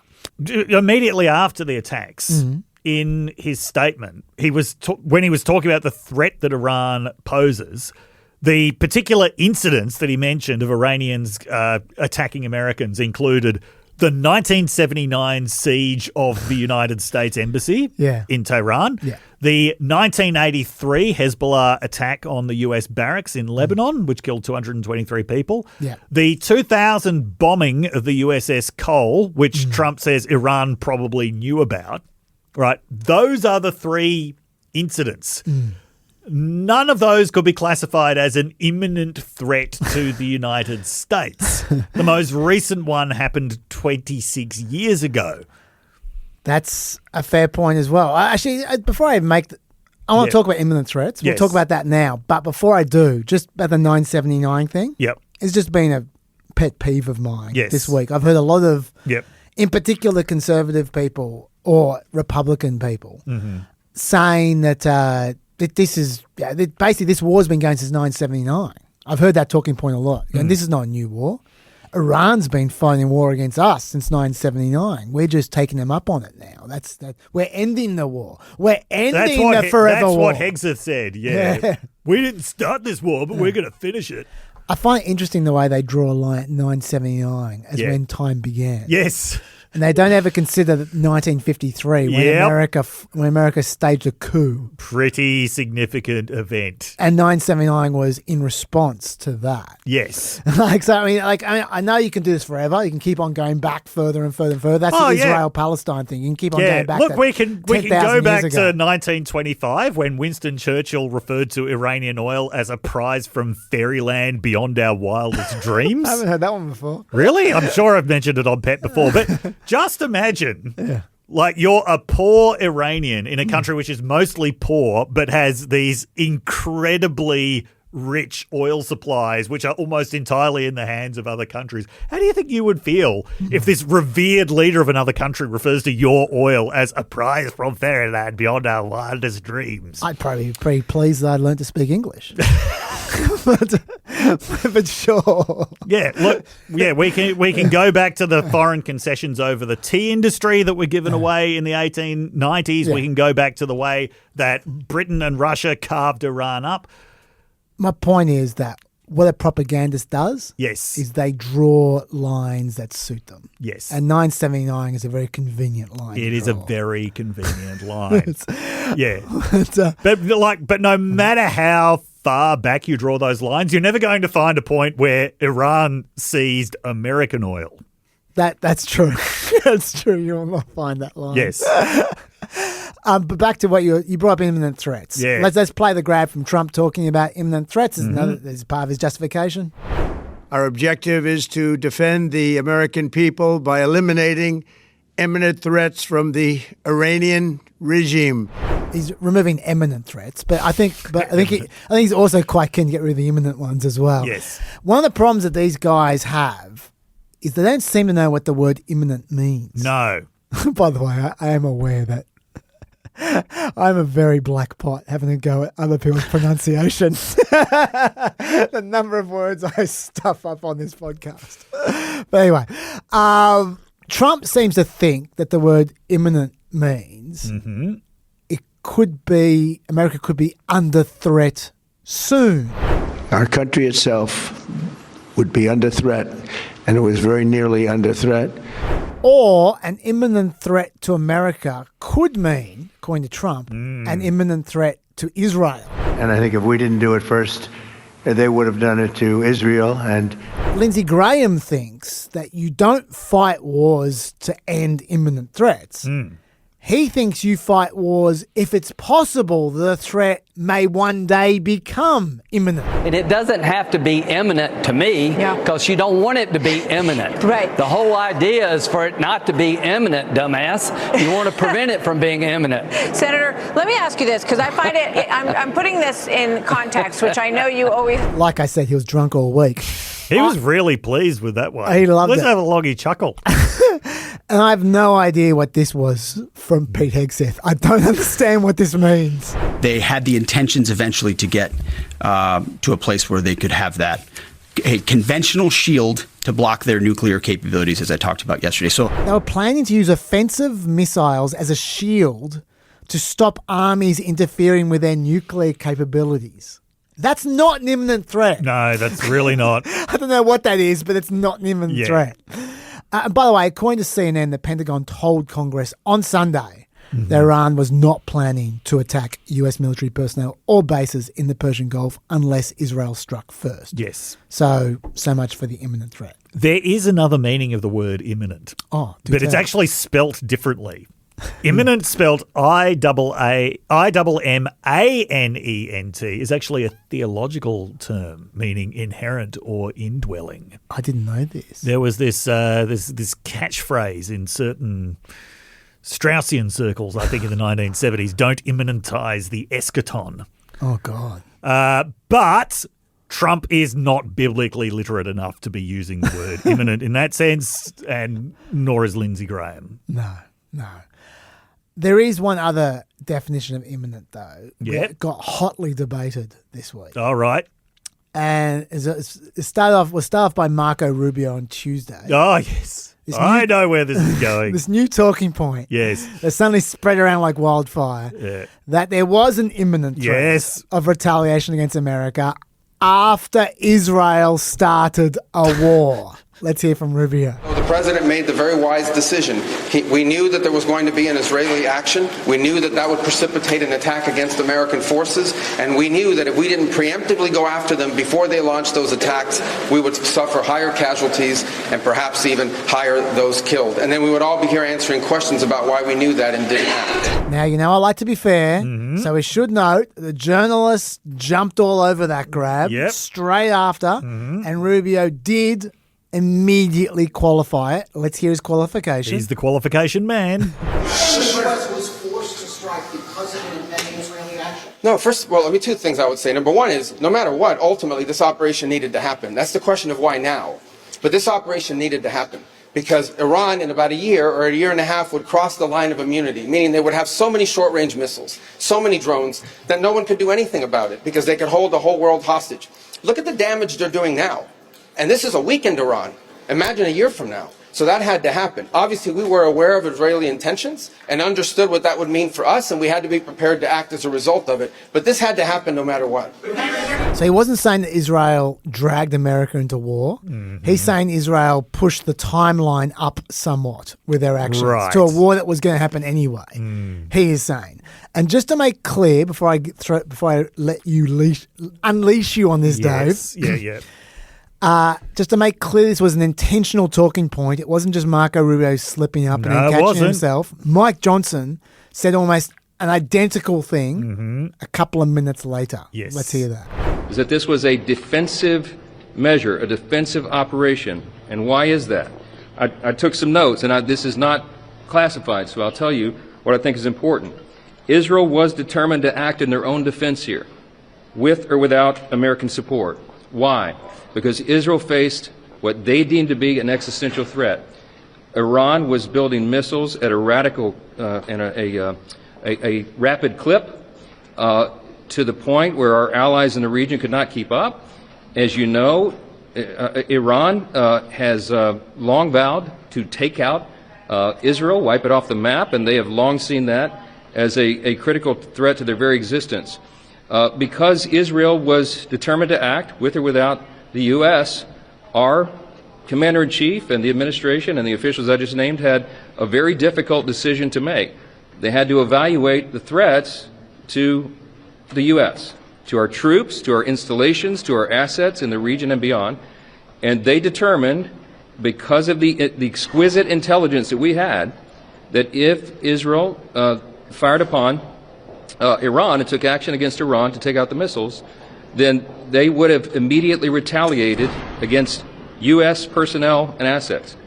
We have troops in harm's way, and we have many Americans in the region, and that was of great concern. If we had waited for all of those eventualities to take place, the consequences of inaction on our part could have been devastating. Mike, read your talking points a few more times before you come out for a press conference. You were not ready then. Mike, No. Mike, admit it. You weren't ready. This whole, I'll just read out some of the notes I wrote down here. No, you didn't. These are the talking points that you were handed, and you didn't bother to read them before you came out to the press conference, Mike. Okay, Dave, take it away. Look, no matter how they phrase it, what they are saying is that the United States went to war because they knew that an Israeli attack was imminent, to use their favourite words. Yes. There is no way to spin that other than that the United States went to war because it knew that Israel was going to war. But does that mean that the United States was not happy with that, was not okay with that? Let's leave that aside for a second. Yeah, okay. Could there be any statement more calculated to generate anti-Semitism in the American right than that? Oh, 100%. Yeah. My God. Nick Fuentes, you should have seen him the last few days. Yeah. So whether or not it's true, whether or not that, whatever that says about American intentions, like putting those statements out there, they probably should have been aware that people who are already not very well disposed to Israel, that was putting out the oldest trope in anti-Semitism, which is that Jews get other people to fight their wars. That was what I thought immediately when I heard that. Music to the ears of the Nick Fuenteses of the world. Literally immediately after Rubio did that, Tucker started referring to it as Israel's war. Yes. Immediately. Yeah. Yeah. So that was my first response to that. Now, in terms of did Israel drag the United States into the war, evaluating the claim on its merits, I don't think that Trump needed to be dragged very far into this war. If I were to look at the sort of causal chain of what got Trump there, it was the success with Maduro. That was what Trump wanted this a month and a half earlier. But Israel actually told him, no, we need a lot more time to prepare militarily. It's been reported that both Israel and Saudi Arabia were lobbying for this, and we should never let Saudi Arabia off the hook. Oh, don't. They're coming, mate. I've got plenty to say about them. With all of this as well. Yes. And let's remember the whole foreign policy aim of Trump's first term was to build an Israeli-Saudi-led coalition against Iran. Yes. Right. So this is a really long-standing aim. It aligns very nicely with Benjamin Netanyahu's aims as well. So I don't think it's as simple as Israel dragged the United States into a war. I think those statements are just arse covering by people who don't want to admit that this was a war of choice and that there obviously was no imminent Iranian threat to the United States. If they're prepared to stir up a bit of anti-Semitism in the US, then that I suppose is the price that they're willing to pay for arse covering. I think you put that perfectly. Yes. I think, I completely agree that the negligence they were showing at the anti-Semitism that they were generating. Yes. negligently and indifferently. Yes. It's shocking. And I completely agree that what's going on there is arse covering. Yes. That they're still not 100% sure that they can get away with this amongst the MAGA base. Yeah. And so they just want to make sure that they can keep their talking point going, that Trump doesn't start wars. He's the peace president. Yeah. He's forced to do this. Yeah. You know, like he won't hesitate to defend America. Yeah, yeah. But he doesn't start wars. He finishes them. Yeah. No, everything about this looks like it was Israel and the United States acting jointly. For what it's worth, Trump obviously realised how pathetic and weak that talking point made him look. Because it made him look like he was being led by the nose by Netanyahu. Yeah. And so the next day he cancelled that talking point. He and did? He said this. Mr. President, did Israel force your hand to launch these strikes against Iran? Did Netanyahu pull the United States into this war? No, I might have forced their hand. You see, we were having negotiations with these lunatics. Based on the way the negotiation was going, I think they were going to attack first. And I didn't want that to happen. So if anything, I might have forced Israel's hand. Whatever, mate. The reporting on this, getting away from speculation and what's been reported, suggests Trump was not led by Israel. The New York Times reported that CIA and Israel together worked on when and where they could get the Ayatollah. America didn't need to help Israel do that. If they didn't want to help Israel do that, they could have not helped them. They chose to help them. Yes. And also, according to the New York Times, it was actually Rubio who suggested directly before the State of the Union that Israel and America should work hand in hand when they were launching the war, because America would get dragged in anyway with whatever Israel was doing at one point in time. Yes. According to the New York Times, the top Democrats knew about this at the State of the Union, and they didn't say a word until the war had begun. Which is part of why Trump said almost nothing about Iran in the State of the Union, because he didn't want to alert the Ayatollah to the fact that the war was just around the corner. Yes. Because they wanted to keep that opportunity open, because they knew that opportunity was coming to kill the Ayatollah. Yes. Axios said, I'm quoting Axios now, Trump was already leaning towards striking Iran before learning the new intelligence about Khomeini. What he hadn't decided was when, until Netanyahu called on that Monday. The US and Israel had considered striking a week earlier than Saturday, but postponed for intelligence and operational reasons, including bad weather. So obviously the US was thinking of striking a week earlier. Yes. They like you say, they were hand in hand. According to Politico, 48 hours before the war, they had a piece that came out. That said, that quoted an anonymous White House official as saying, there's thinking in and around the administration that the politics are a lot better if the Israelis go first and alone, and the Iranians retaliate against us and give us more reason to take action. So this is part of their plan. Yeah. Like from before the war, they publicized it. And once again, something you said before, which I think is spot on, Trump doesn't mind a war as much as he doesn't like to. He's wanted this forever, actually. Yes. There's literally an NBC interview transcript from 1980. I'll read you the quote. Yeah. This is from Trump. This country sits back and allows a country such as Iran to hold our hostages. To my way of thinking, is a horror. And I don't think they do it with other countries. The interviewer then asks if that meant he was advocating that we should have gone in there with troops. Trump said, I absolutely feel that, yes. Had America done so, I think right now we'd be an oil-rich nation. That sounds like Trump. Yep. And in 1987, New York Times reported that Trump declared in a New Hampshire speech that, quote, the United States should attack Iran and seize some of its oil fields in retaliation for what he called Iran's bullying of America.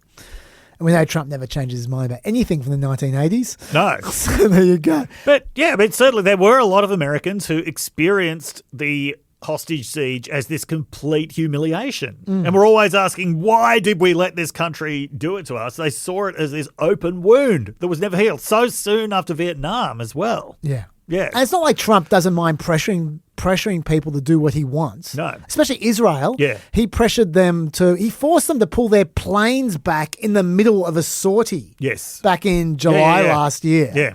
He also forced Netanyahu to accept a ceasefire. Yes. With conditions that Netanyahu didn't agree with. Yeah.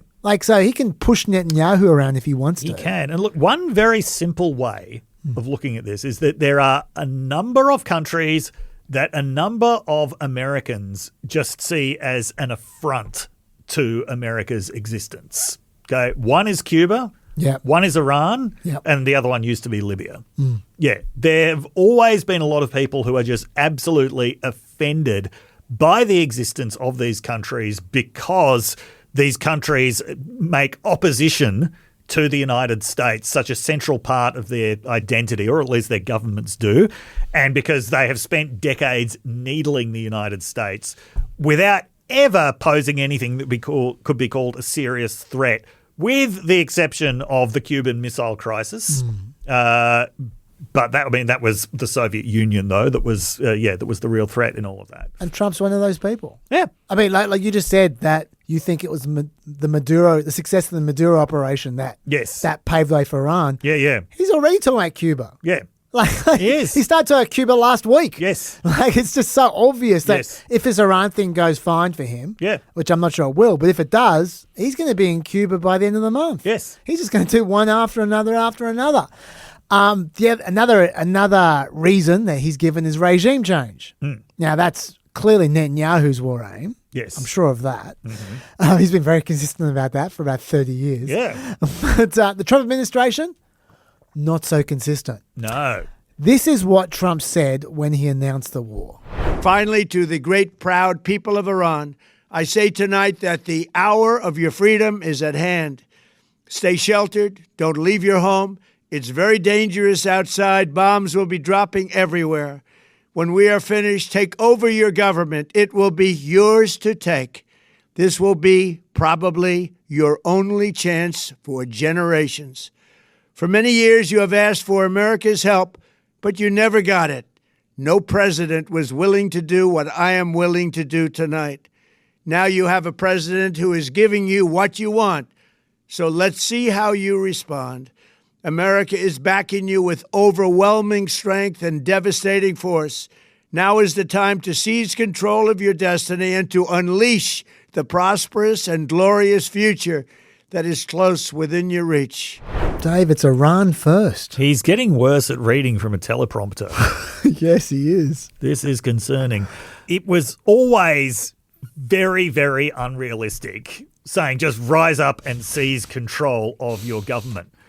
Equally unrealistic was what he was saying to the Iranian Revolutionary Guard. So just surrender your weapons. Yes. Surrender your weapons to the people and you'll get full immunity. Yeah. Like there he is in Washington. Yeah. Just saying there are some people in Iran that you can just surrender your weapons to. Don't worry, you'll get full immunity.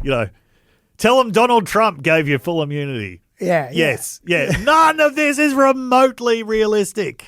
Yeah. But it does give him the chance to say, like, I told them to rise up and they didn't. I told them this was their opportunity and they didn't. I want to pick up on what you just said about the IRGC. Yes. Because the Revolutionary Guard. Because I think we really need to dwell on just how stupid this proposal was. Yes. I'm going to quote an interview with the New York Times. Okay. When pressed on his plans for a transition of power, Mr. Trump said he hoped Iran's elite military forces, including hardened officers of the Islamic Revolutionary Guard Corps, who have held substantial influence and profited from the existing regime, would simply turn over their weapons to the Iranian populace. Quote, they would really surrender to the people if you think about it, he said. It was those same security forces, in particular the Basij, which organises local militia, that opened fire on street protesters in January and killed thousands. Then he offered a very different model of what the transition of power in Iran might look like, referring repeatedly to his experience in Venezuela, after he ordered a Delta Force team to seize Mr. Maduro. What we did in Venezuela, I think, is the perfect scenario. Okay, so, number one, he expects the IRGC to just hand over their guns to random people in the street. Yes. That's how regime change is going to happen. Number one. Number two, like I already mentioned, if Venezuela was the model, that's not regime change. Nope. They've still got the same regime there. Absolutely not regime change. And then he went on with this idea further on Truth Social. He wrote, hopefully the IRGC and police will peacefully merge with the Iranian patriots and work together as a unit to bring back the country to the greatness it deserves. Now, I don't know who these patriots are. I don't know if they're a football team.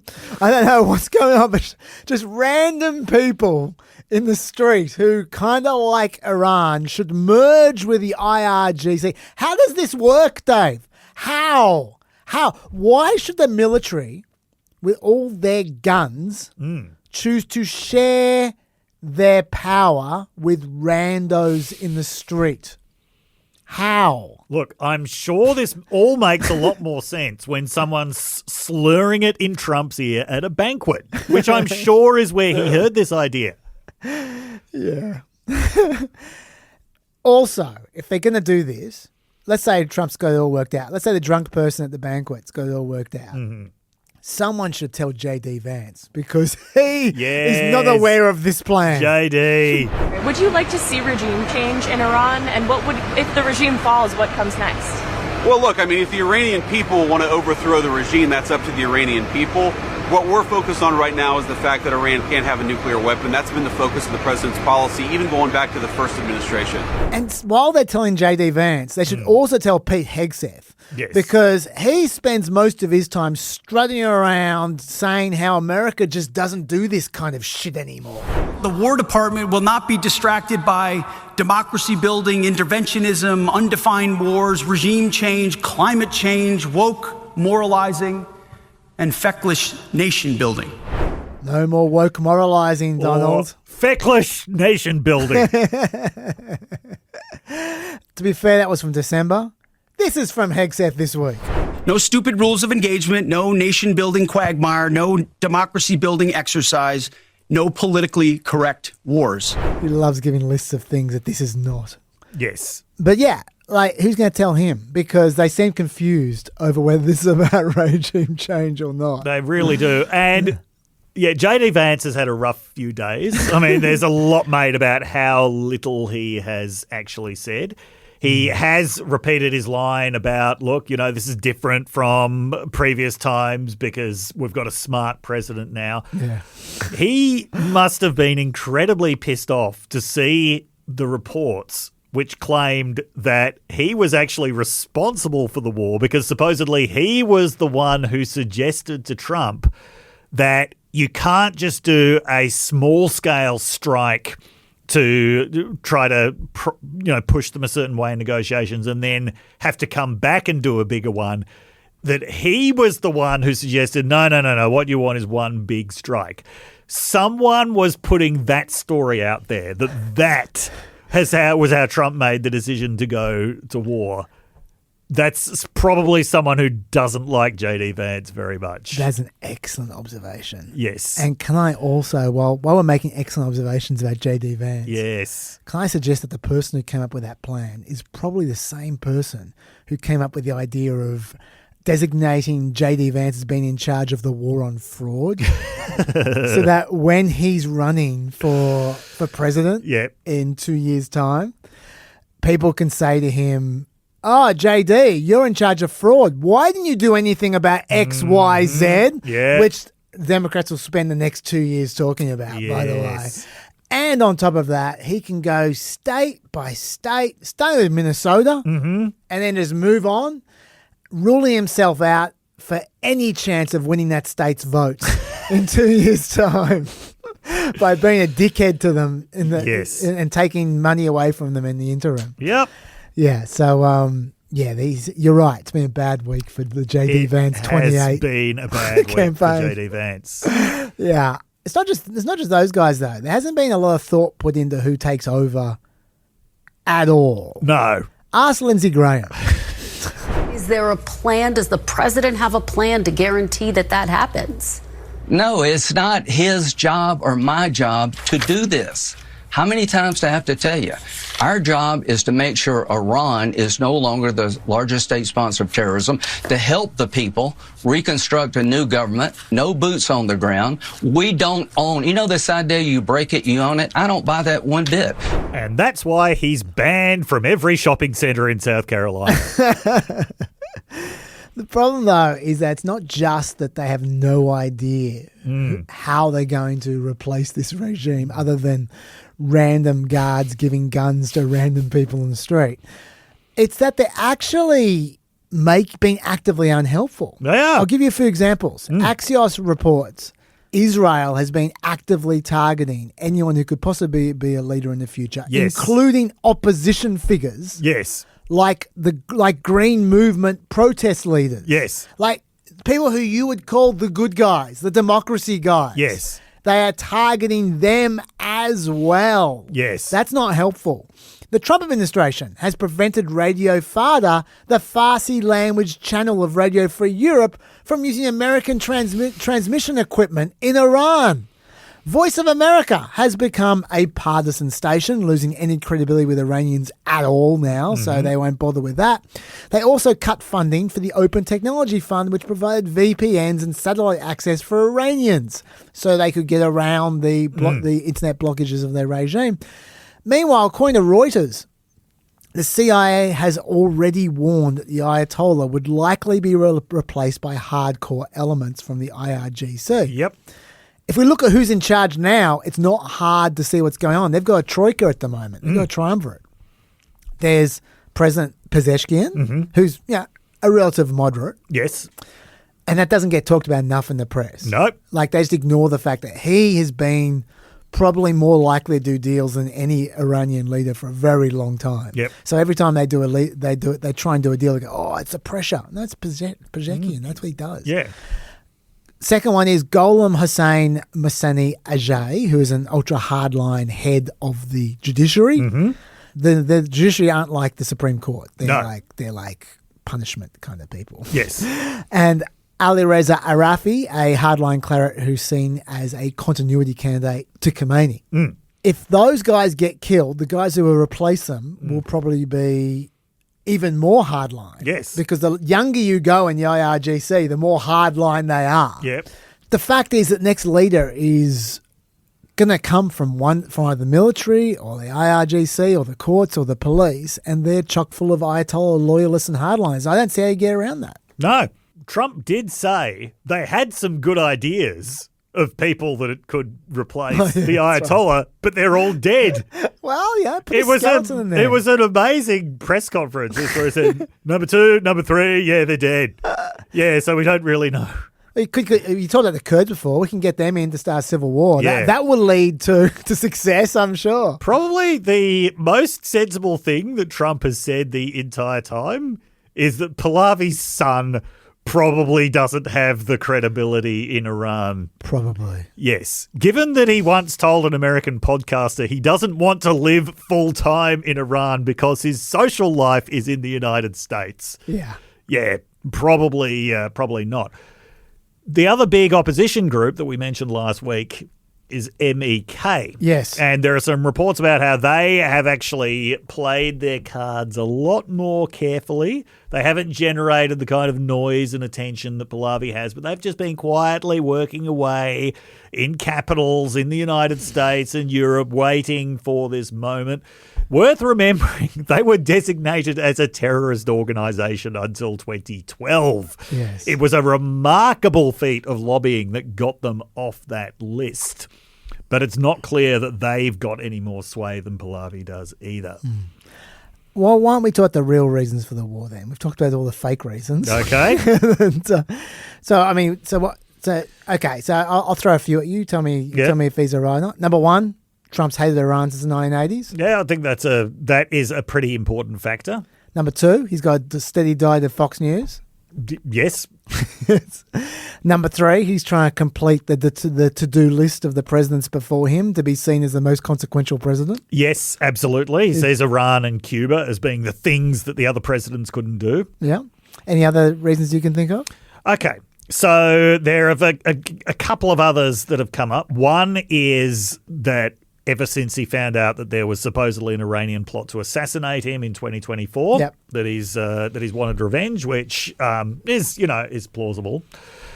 There's one theory that I just want to mention. It actually came from Australia. It came from Clinton Fernandez, who is an academic at UNSW. He had an op-ed in the Sydney Morning Herald that said this is actually an incredibly shrewd piece of geopolitics by Trump that it's not about Iran at all. It's about China.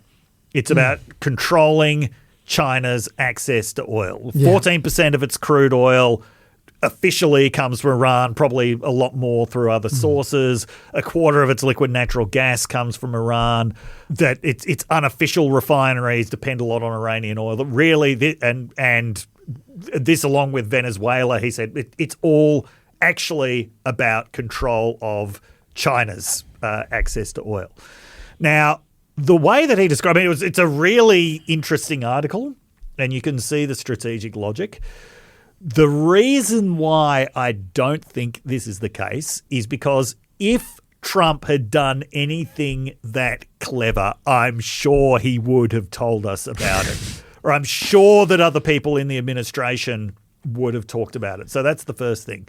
The second thing is that just over the last couple of months, we've seen all of the focus go completely away from China. Yeah. We've seen it all put back on the Middle East, all put back on Iran, and to some extent on the Western Hemisphere as well. I don't actually think, just judging by the things that the administration are doing at the moment, I don't think that this is all some grand geopolitical chess game directed at China. They actually seem to have lost a lot of interest in China strategically.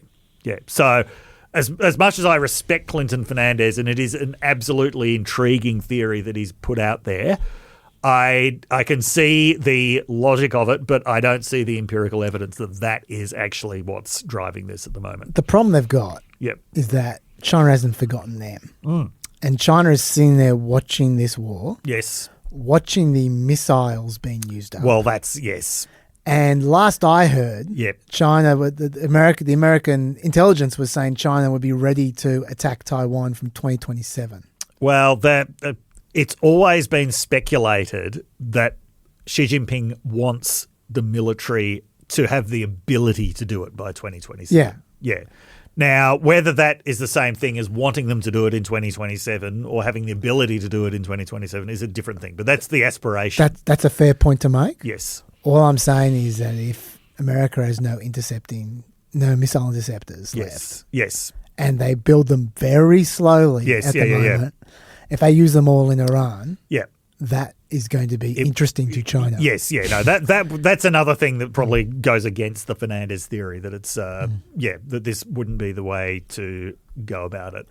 Let me throw another factor that is worth considering, which I flagged before when I talked about Saudi Arabia. Yes. That factor is money. A lot of media coverage about Israel, but like you said, the New York Times said that both Saudi Arabia and Israel have been lobbying Trump for months to attack Iran.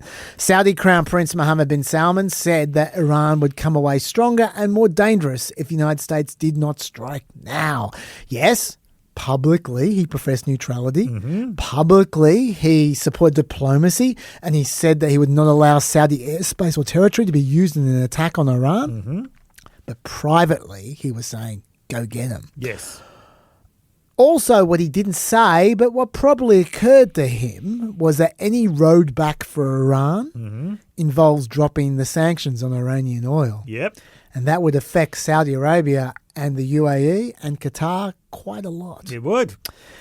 And CNN coincidentally reports that the UAE also secretly lobbied America to attack Iran as well. So, why am I bringing up Saudi Arabia, UAE and Qatar? I mean, lobbying, so what? Yep. Well, let's recall, Dave, that Trump's chief advisor and chief negotiator was a guy called Jared Kushner. Yes. And Jared Kushner's whole thing these days is running an investment company called Affinity Partners. The Saudi Arabian Public Investment Fund happens to be Kushner's first and largest investor, committing $2 billion back in 2021. Even though the Public Investment Fund Vetting Committee recommended rejecting Kushner's proposal, they said he had a lot of inexperience and he was charging excessive fees. But Mohammed bin Salman, he overruled their judgment. He had a lot of faith in Kushner's canny investment strategies. And in August 2026, Dave, Saudi Arabia is going to have the right to renegotiate its agreement with Affinity Partners or to withdraw its funds. Jared takes in literally $25 million a year from those investments in his pocket. Yep. They're those fees we referred to before. Also, Affinity Partners and the Saudi Arabian Public Investment Fund together took over Electronic Arts Games last year, EA Games, worth $55 billion, Dave. Wow. Do you reckon Jared's making a pretty penny out of that as well? I'd say so. Pretty important for Jared to stay on Saudi Arabia's good side. How about Trump himself? A few weeks ago, the Saudi Public Investment Fund financed a, wait for it, $7 billion development deal in Saudi Arabia with the Trump Organization. That didn't get much news, did it? Including a Trump-branded hotel and golf course and 500 mansions priced between $6.7 and $24 million each. Presumably, they're going to have a multi-million-dollar licensing deal attached to this with Trump's name, and about 80% of that money flows directly through to Trump, according to Forbes. So that's Saudi Arabia. How about the UAE? Well, for those paying attention last week, you might recall I mentioned a lot about the UAE. Well, first of all, they invested $200 million in Affinity Partners as well. Of course, it's such a canny investment. Also, the UAE invested more into Affinity Partners through a company called Lunate. That's also through their sovereign wealth fund. And then there's what I told you last week about World Liberty Financial, Trump's crypto company, which the UAE invested $500 million in to buy 49% of it for no apparent reason. And also they purchased $2 billion worth of World Liberty Financial stable coins as well for no apparent reason. And that helps Trump directly, and also Steve Witkoff, the other negotiator, directly. So that's quite a conflict of interest, you might say, for young Jared Kushner, right? Although that's just what I call a conflict of interest, Dave. Jared Kushner would call it something else. What people call conflicts of interest, Steve and I call experience and trusted relationships that we have throughout the world. I love that quote. I love Witkoff just sitting there nodding while he's saying it. You be the judge. Whether Trump or Kushner or Witkoff could have potentially been influenced in any way by the hundreds of millions of dollars they stand to gain from keeping in Saudi Arabia and UAE's good books. I wonder, Dave, how Republicans would feel about Hunter Biden negotiating the end of the Ukraine war, for instance, using his relationships over the journey and trusted experiences. Very good point. Yeah. Anyway, I feel like a little more attention should be paid to that element. Yes. Of the build-up. Yes. By the way, just to be clear, I'm not saying that they're openly corrupt, like it's bribery. I'm not saying that. I'm just saying, dude, there's a reason why conflicts of interest are a problem. That's right. They're subconscious. They're not necessarily conscious. Hey, he might be corrupt as all hell. But even if he's not, you just can't help favoring the people who are paying you hundreds of millions of dollars. That is right. You just can't help it. As an aside, that all might be illegal. Yes. A government agent is not allowed to have those kinds of conflicts of interest. Right? No, they're not. Now, Kushner's classified as a volunteer rather than as an official government official. But the OLC has found an individual, quote, engaging in a governmental function and working under directional supervision of the president should be considered a special government employee for the purposes of conflict of interest laws. So there you go. Yes. You got anything else to say about any of that? Not about that, but there's still more to say about Iran. Oh, I know. I'm not finished. The next thing I was going to move into was the legality of the war, the war powers resolution, all that kind of stuff. Yes. Okay. All right. Article 1 of the Constitution gives Congress the exclusive power to declare war. Mm-hmm. We haven't had a formal congressional declaration of war for a long time, though. Since 1941. There you go. What we've had instead are congressional authorizations of military force that the president just takes advantage of whenever he wants. Yep. Or military actions that are authorized by the UN Security Council and Congress funds. Yes. That's what we've had.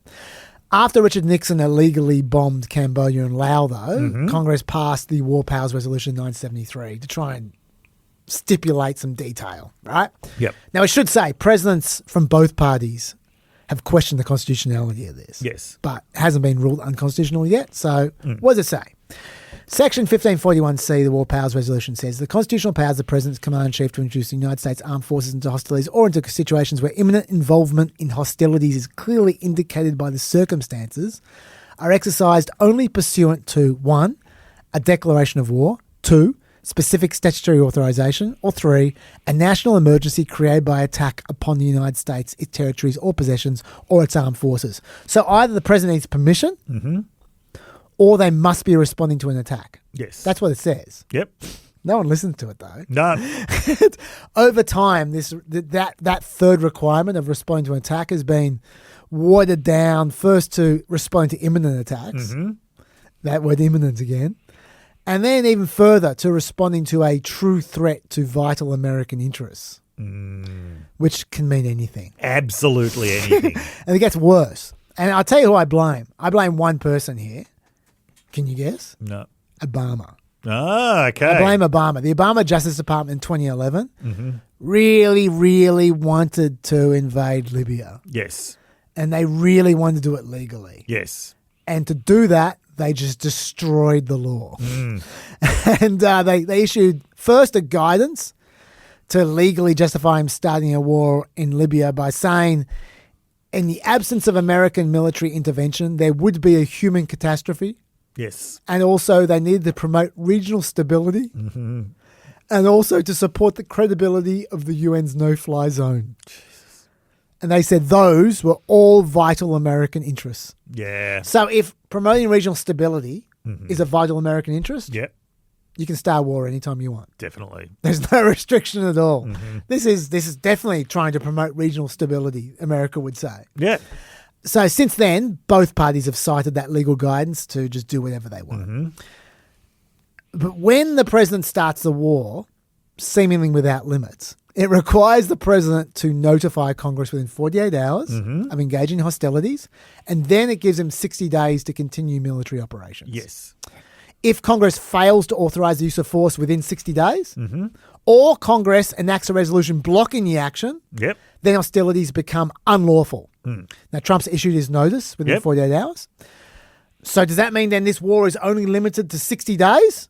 No, because presidents have stretched that before. In 1999, Bill Clinton just kept on bombing Kosovo anyway after 60 days for another 2 weeks, give or take.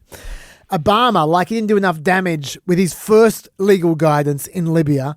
Then he took the legal position that bombing Libya didn't count as hostilities at all for the purposes of the War Powers Resolution because the mission was limited and the attacks came from the air. So exposure of US forces was also limited, Dave.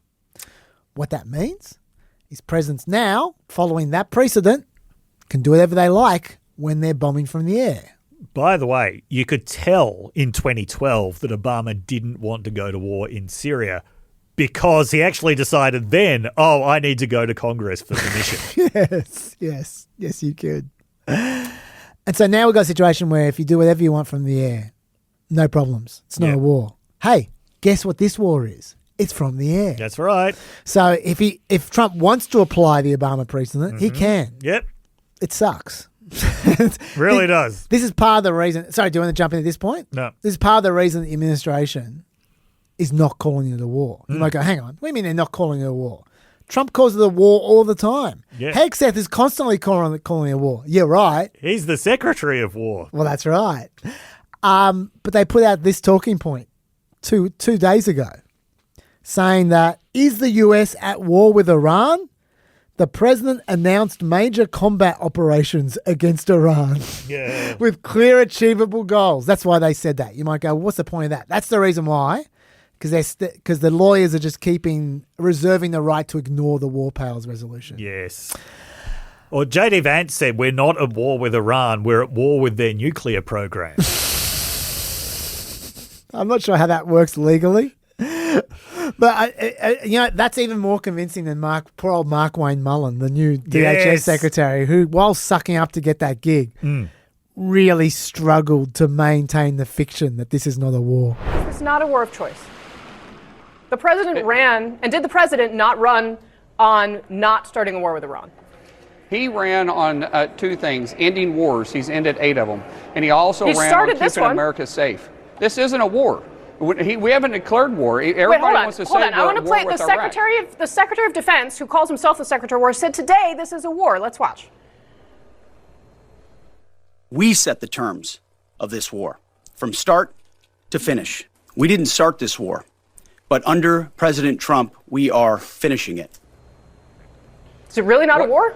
What he declared on us was war, meaning us as Ayatollah. He declared war on us. We are not at war with the Iranian people.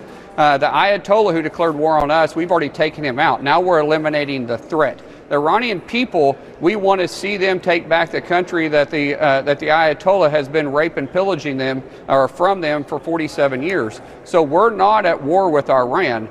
We're making sure that they do not have the capability to harm us anymore. Looking forward to 3 more years of that, Dave. God, that was painful. But I just want to get another 2003 moment, right, is the idea. We're not at war with the people. No. We're just at war with their leaders.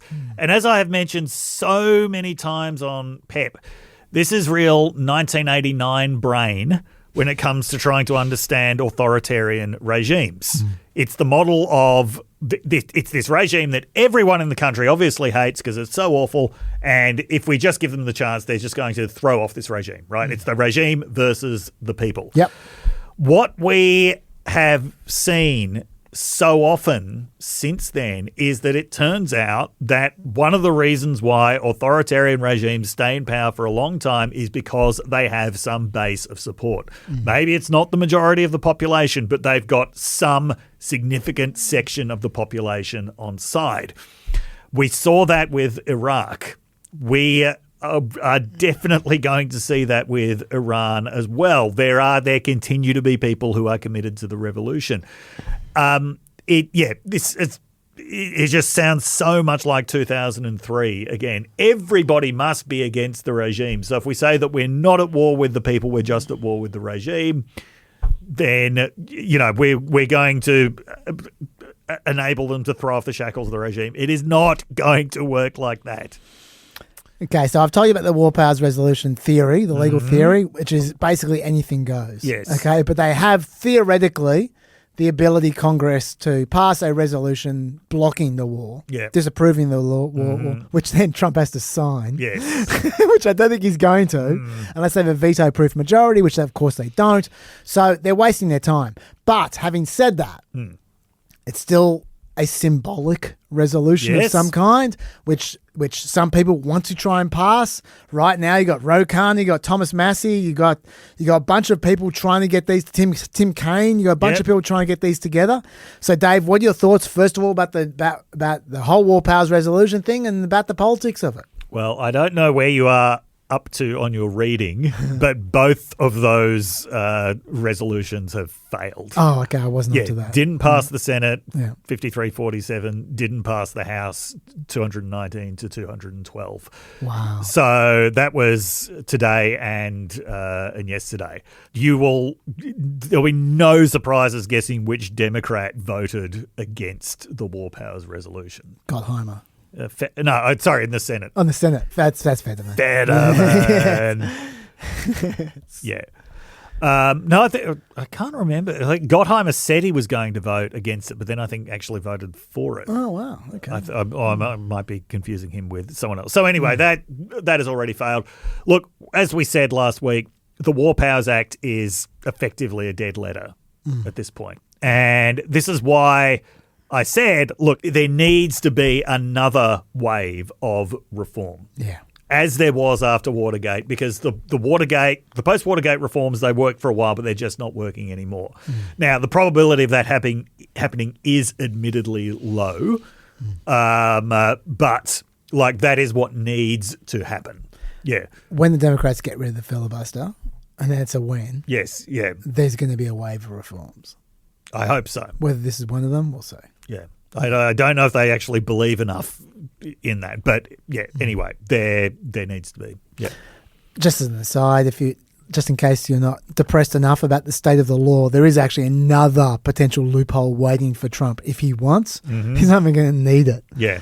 But the administration could easily argue, if they wanted, that this war has been authorised by the AUMF. Yes. For those who don't know what I'm talking about, once again, 2003 comparisons, the authorization for use of military force of 2001 said the president's authorized to use all necessary and appropriate force against those nations, organizations, or persons he determines planned, authorized, committed, or aided the terrorist attacks that occurred on September 11, 2001, or harbored such organizations or persons in order to prevent any future acts of international terrorism against the United States by such nations, organizations, or persons. So all they need is the tiniest link between anyone involved in the 9/11 attacks and Iran at any point in time. Yep. And they've got authorization for the war. Yes. Because it's so loosely connected to the Yes. event of 9/11. And I'm sure they'd be able to work one up. Mm. So anyway, that's a whole depressing area. Let me ask you this, Dave. Mm. Why do the reasons... We've just spent the last hour and a bit talking about the reasons for war, talking about the War Powers Act, all this kind of stuff. Why does this stuff matter?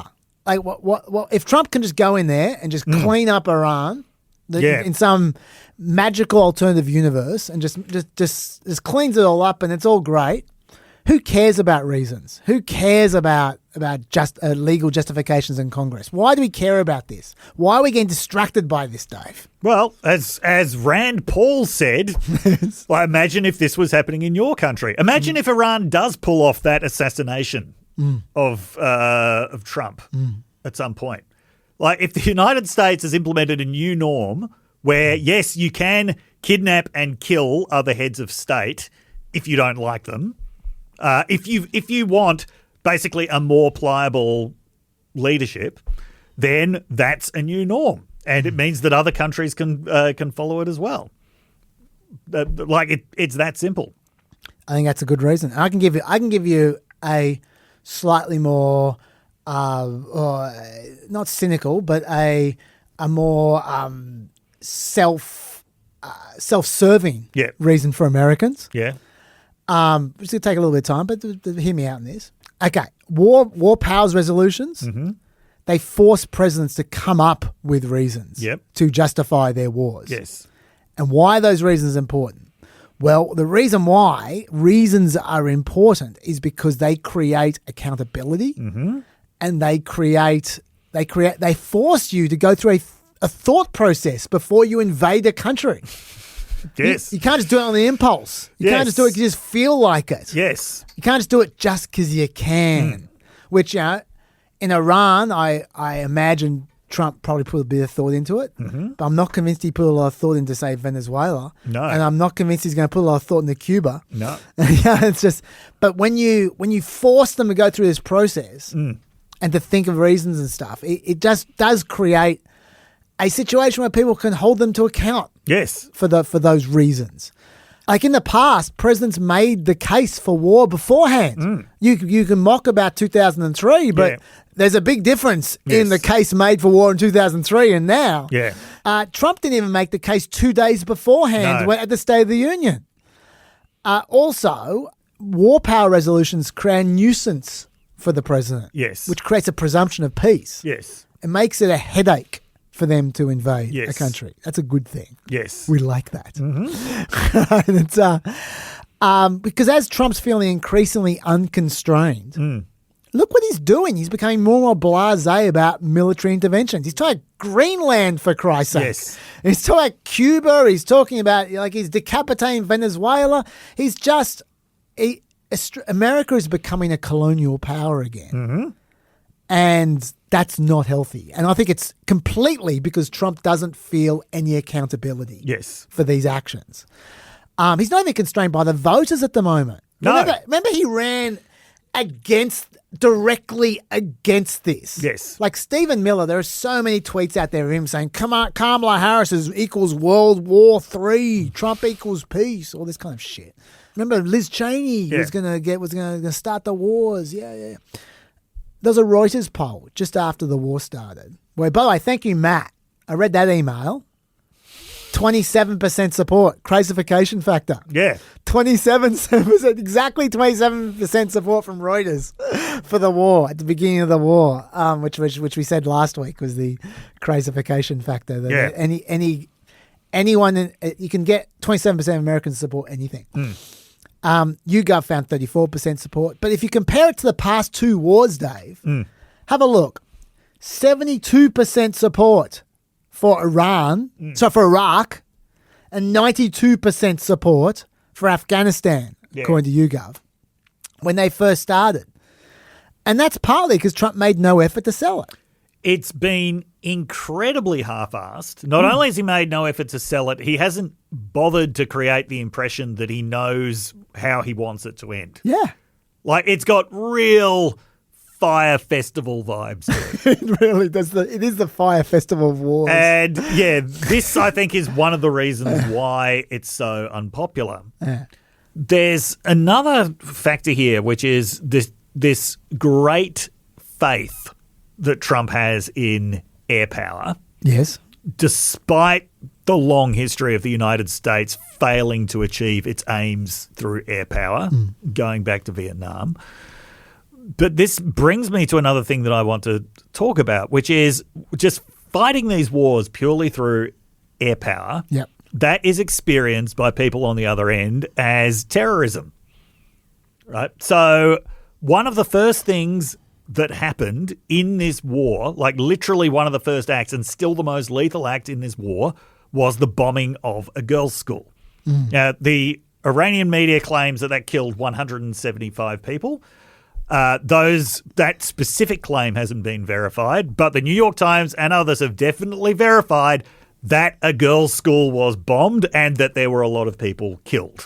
There is verified video of corpses of girls being retrieved from that. Yeah. Yeah. That was one of the first acts of the war. Now, probably the reason why that happened was it was next to a naval Iranian Revolutionary Guard quarters that were being attacked. But there have been experts that have said that wasn't the damage that was done to that girls' school indicates that they thought that was part of the target. That this wasn't just stray debris or something like the hospital that got hit, that this was actually targeted along with that. So it was probably a mistaken target. Once again, that shows a degree of just recklessness and indifference that they may as well have targeted it deliberately, right? So this is one of the first things that happens in the war. As one Iranian analyst pointed out on the BBC, there's an entire generation of Iranians who've probably grown up without a huge sense of animosity towards the United States, without a lot of familiarity with all the history that goes into this. They've now just seen probably the United States because there's a possibility that it was the Israeli Air Force that did it as well, but they've seen somebody bomb a girls' school, right? Commit an absolute atrocity with more fatalities than any other attack so far in the war. And speaking of the kind of indifference that, and recklessness and callousness that led to this, one of the reasons why the Iranian leadership was not expecting the attack to happen when it did, one of the reasons why they weren't hiding in bunkers on that Saturday morning was because it was Saturday morning. It was the start of the Iranian work week. It was the start of the Iranian school week.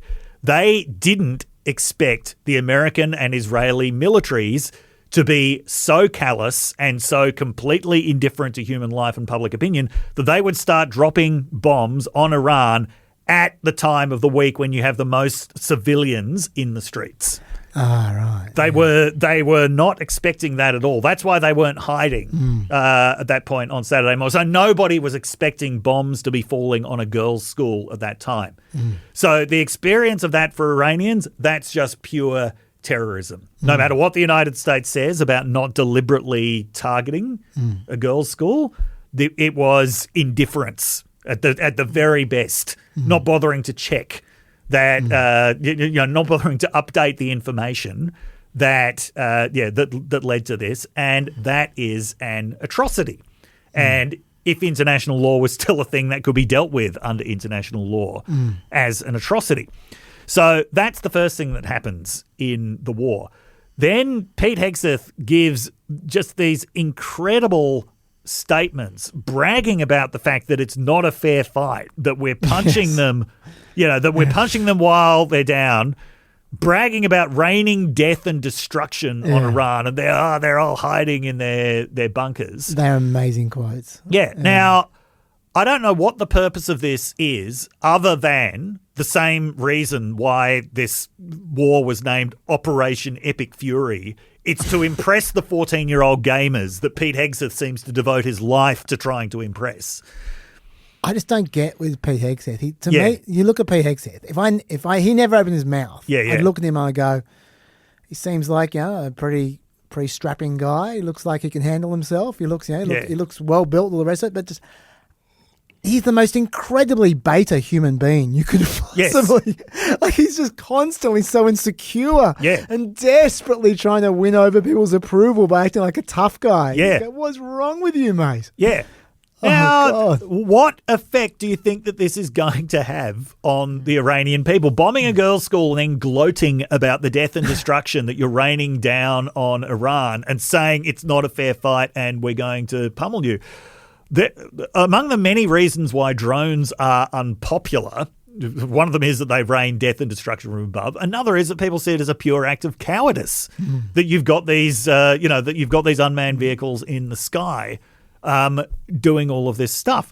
Then we have the incident of the Iranian warship nowhere near Iran, near the waters of Sri Lanka, being sunk in the first torpedo attack that the United States has carried out since the Second World War. There were 130 sailors on board, 81 of them are dead, and the Sri Lankans took responsibility for recovering the bodies. Yes, that was a military target, but under the laws of war, that is not a legitimate engagement. I mean, as I say, not that the laws of war really mean anything anymore. But that is nowhere near the theatre of war. That was a ship that, Iran says that they were a guest of the Indian Navy at that time. That they'd been invited to participate in Indian naval exercises. Now, sure, you can see any military target on the other side as a legitimate target. But remember, the official legal line of the United States is that they're not at war. Yeah. But they have said that annihilating the entire Iranian Navy is an aim. There are major combat operations, though. Yes, yeah. But once again, beyond the legality of it all, what does that actually look like to Iranians? Yeah. No, that's a fair point. Yeah. Yeah. So if the whole idea is, encouraging the Iranians, we're coming as friends to help you throw off the shackles of the regime, seriously, how are people going to respond to this? Look, I mean, I think you're certainly right about the self-defeating nature about it. But this actually goes to what I'm talking about. There's just a sense of a lack of accountability. Yes. And that's why I think the reasons are important. Yeah. That's why I think the war power resolutions are important. That's why I think the polling... I don't know why Trump doesn't care about the polling, but the polling should be important, but it doesn't seem to be. No. And I should say, by the way, when I'm talking about things like polling, I should just note there's one thing from the polls which I just want to flag now, just because I don't think people are. Yep. From CBS, when they asked about approval for the war, it was 44%. If the war only goes for days/weeks, that becomes 76%. Right. If the war goes for years, that becomes 13%.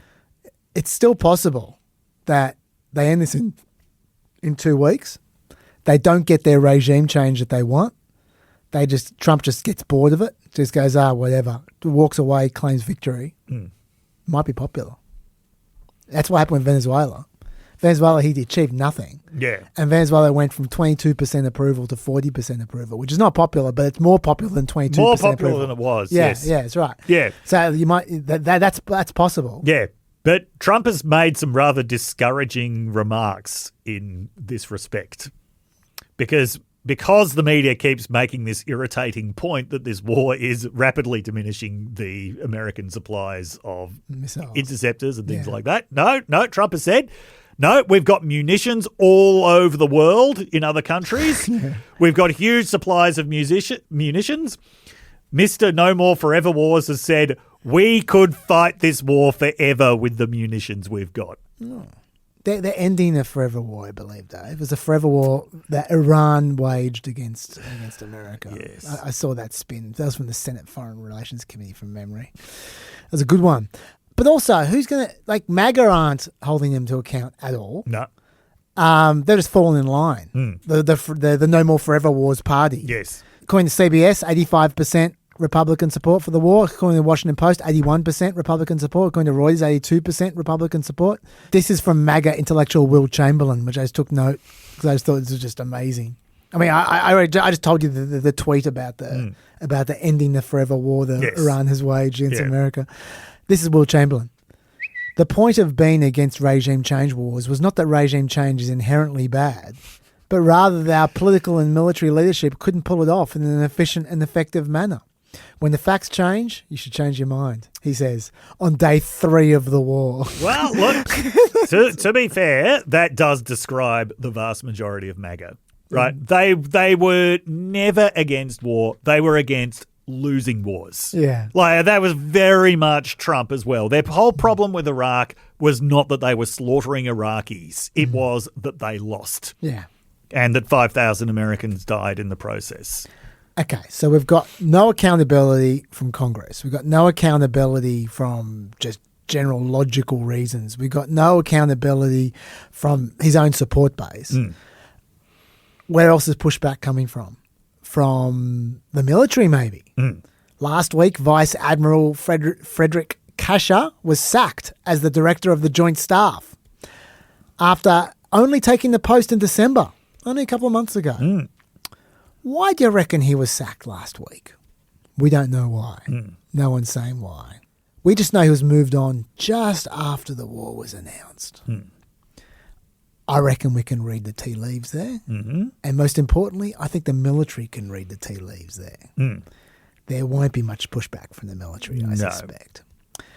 And other than that, I can't think of where there's any potential pushback from. That's how you get Trump openly noodling in the New York Post about not being opposed to boots on the ground. I can't believe how insane that comment was, but it's because he just feels no accountability. He can just say anything. Well, okay, there's one form of accountability that is being talked about a lot. What's that? Energy prices. That's fair. That's fair. Yes. Yeah, okay. And, okay, so in terms of Iran's strategy that you were talking about, this really raising the cost for Arab nations, they're also really trying to raise the cost for global energy prices. Yep. And they have already achieved that to some extent. I've got a graph if you want. Give us a graph. Let's look at the graph. This is the graph of the oil prices. They've already begun to rise. In a week, they've gone from $65 a barrel to $80 a barrel. Yes. Now, they could go a lot higher than that. Yep. And at the moment, they're saying $80 a barrel, that's a kind of a pain that can be absorbed by the United States. But above $100 a barrel, that's going to present problems. And a lot of that is going to depend on the duration. Okay, so because the United States is now a net oil exporter, it doesn't feel the kind of immediate pain that it used to feel from even fairly minor oil price spikes. But that doesn't mean that it can withstand pain forever, because oil is a globally traded commodity. That means eventually the price increases do hit the American consumer at the pump. Yep. And even though Trump has talked a big game about how now we're a net oil exporter, that means that none of this actually matters anymore. No, it does. What would have provided much more insulation would have been filling up the Strategic Petroleum Reserve, which is now at its lowest level in years, less than 40% full. China, so the US has about 400 million barrels in there. China has got 1.5 billion barrels in its Strategic Oil Reserve because it may be anticipating another conflict somewhere down the line. So if it goes on much longer, oil prices are going to spike. One of the things that Iran has done quite successfully is threaten any ships going through the Straits of Hormuz. Yes. Yes. So shipping through the Straits of Hormuz has come almost to a standstill. As far as I'm aware, there's only been one ship that was actually struck. That's all I know of as well. That's all that you need. Yeah. That just shows that it can happen. That's leaking oil now somewhere in the Gulf of Oman. Yeah. As soon as Iran said that it would attack ships going through the Straits of Hormuz, they became basically uninsurable overnight. Yeah. So insurance companies just withdrew their insurance. Trump's saying that he's going to guarantee cheap insurance. Yes. I don't know how he plans to do that. So Trump is saying that the US government is going to guarantee cheap insurance. Now, this could be like a lot of promises that Trump makes. The shipping companies clearly aren't going for it at the moment. No, they're not. Even if they thought that the US was going to follow through with that, you probably, if you're the owner of a ship, you probably just still don't want it going through the Straits of Hormuz. Yeah, you got reasons other than insurance as well. You don't want to die. No.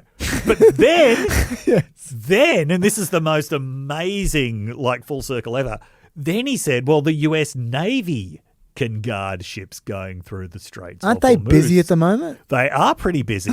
But do you remember Trump's first foundational foreign policy statement was that 1987 open letter to the New York Times complaining about the fact that the United States Navy was guarding shipments of German and Japanese oil going through the Persian Gulf. He's referring to in 1987 and 1988. That's what the US Navy did when ships from Kuwait were getting attacked by Iran. So now he's saying that the US Navy is going to do the very thing that he began his foreign policy career railing against. I think you might have got him, Dave. But you know what? Those oil shipments, most of them, they're not even going to be going to Japan, which will be unpopular enough. You know where they're going? They're going to China. China! Yes. Yeah, it's like 85% of the oil through the Strait of Hormuz goes to China. Yes, and I should just explain, by the way. Yes. You might like people might go, well, then why does that affect America if it's all going to China? It's because oil is one of those commodities where every single liter that isn't shipped, that country that was going to get that oil gets it from somewhere else, and it pushes the demand up. So yes, it's true. The US can make all of its own oil at that point, but that doesn't matter because other people from other countries also want to buy that oil. Absolutely, that affects the price. Being a net oil exporter does give it a little bit of a cushion, but not that much. Yeah. By contrast, by the way, gas is not like that. Yeah, that's right. Gas is local. Yes, and the United States has an enormous cushion in LNG. It's Europe that is really going to feel the consequences of it. And this is actually already happened. This has been the biggest explosion in prices so far. LNG up by 50%. Yeah. But it goes beyond just the energy. LNG in Europe, you say. Yeah. It goes just beyond energy. That disruption of shipping through the Straits of Hormuz, as well as through the Red Sea, right? Because, I mean, ships were just starting potentially to come back to the Red Sea. Don't think we're going to see many of them now. Global shipping is going to become a lot more expensive because insurance is going to become a lot more expensive. The routes are going to get a lot longer. The fuel is going to all get a lot more expensive. That means we're seeing another shock to global supply chains that, in the worst case scenario, could be something on the order of what happened when the war in Ukraine began, which, as we know, set off double-digit inflation worldwide. That is the worst case scenario. Yeah. Not saying that will definitely happen, but you can see that from Iran's perspective, that could be the strategy that's going on at the moment. Well, that goes back to what I was saying before. Because they are aware of the political pressure that would put on Trump. According to Capital Economics, if oil prices hit $100 a barrel and stay there, that would add between 0.6 and 0.7 points to global inflation. Yeah. Just that alone. Yes. And also the other number we should say is just how much oil goes through the Strait of Hormuz. It's not Iran's oil, by the way. Iran's the fifth largest producer of oil. 5 million of the 107 million barrels that the world pumps daily come from Iran. Yep. But a third of the total oil goes through the Strait of Hormuz because there's also Saudi Arabia and the UAE and a bunch of other countries as well. That's a third of the world's seaborne oil exports because they can send stuff through pipes. Yes. Some pipes. And a fifth of global natural gas as well. And as we've also mentioned, aviation is also in crisis. Yep. They need oil as well, of course. At the moment, Yep. yes. And airports in one of the world's busiest hubs are closed. Do you have any other random things to say about the war? I think No. we've done pretty well. I think we've done it. My only two things I've got to say, these are very, very quick things. Number one, Russia's a pretty big loser out of this war.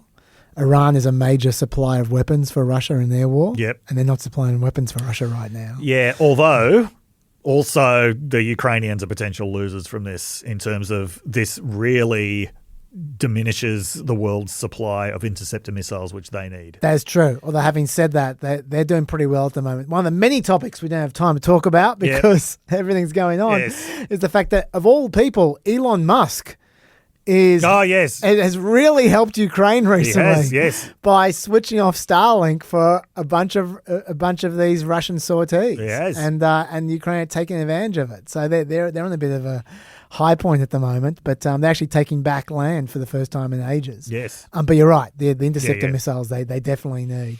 And Zelensky's just flat saying, well, I don't think we're getting interceptor missiles for a while. Yep. Also, Russia's being exposed as a rather useless ally to China as well, I think. Yep. Russia's just expressed support for Iran, and good luck, boys. The other thing I'd say is that, and I imagine there's a lot of people who are listening to this who won't really care very much about this, but there'll be some who do. Israel's lost America now. Yeah. Like if they hadn't lost it before. I mean, did you see the Gallup polling last week? Yeah. Like it's chronic. Like, can you bring up the first graph of Gallup? 41% of Americans say their sympathies are now more with the Palestinians versus 36% for the Israelis. I literally never expected to see that graph. Yeah. Last year, it was 33% had sympathy for Palestinians to 46% for Israel. So that's an 18-point turnaround in 1 year. Yeah.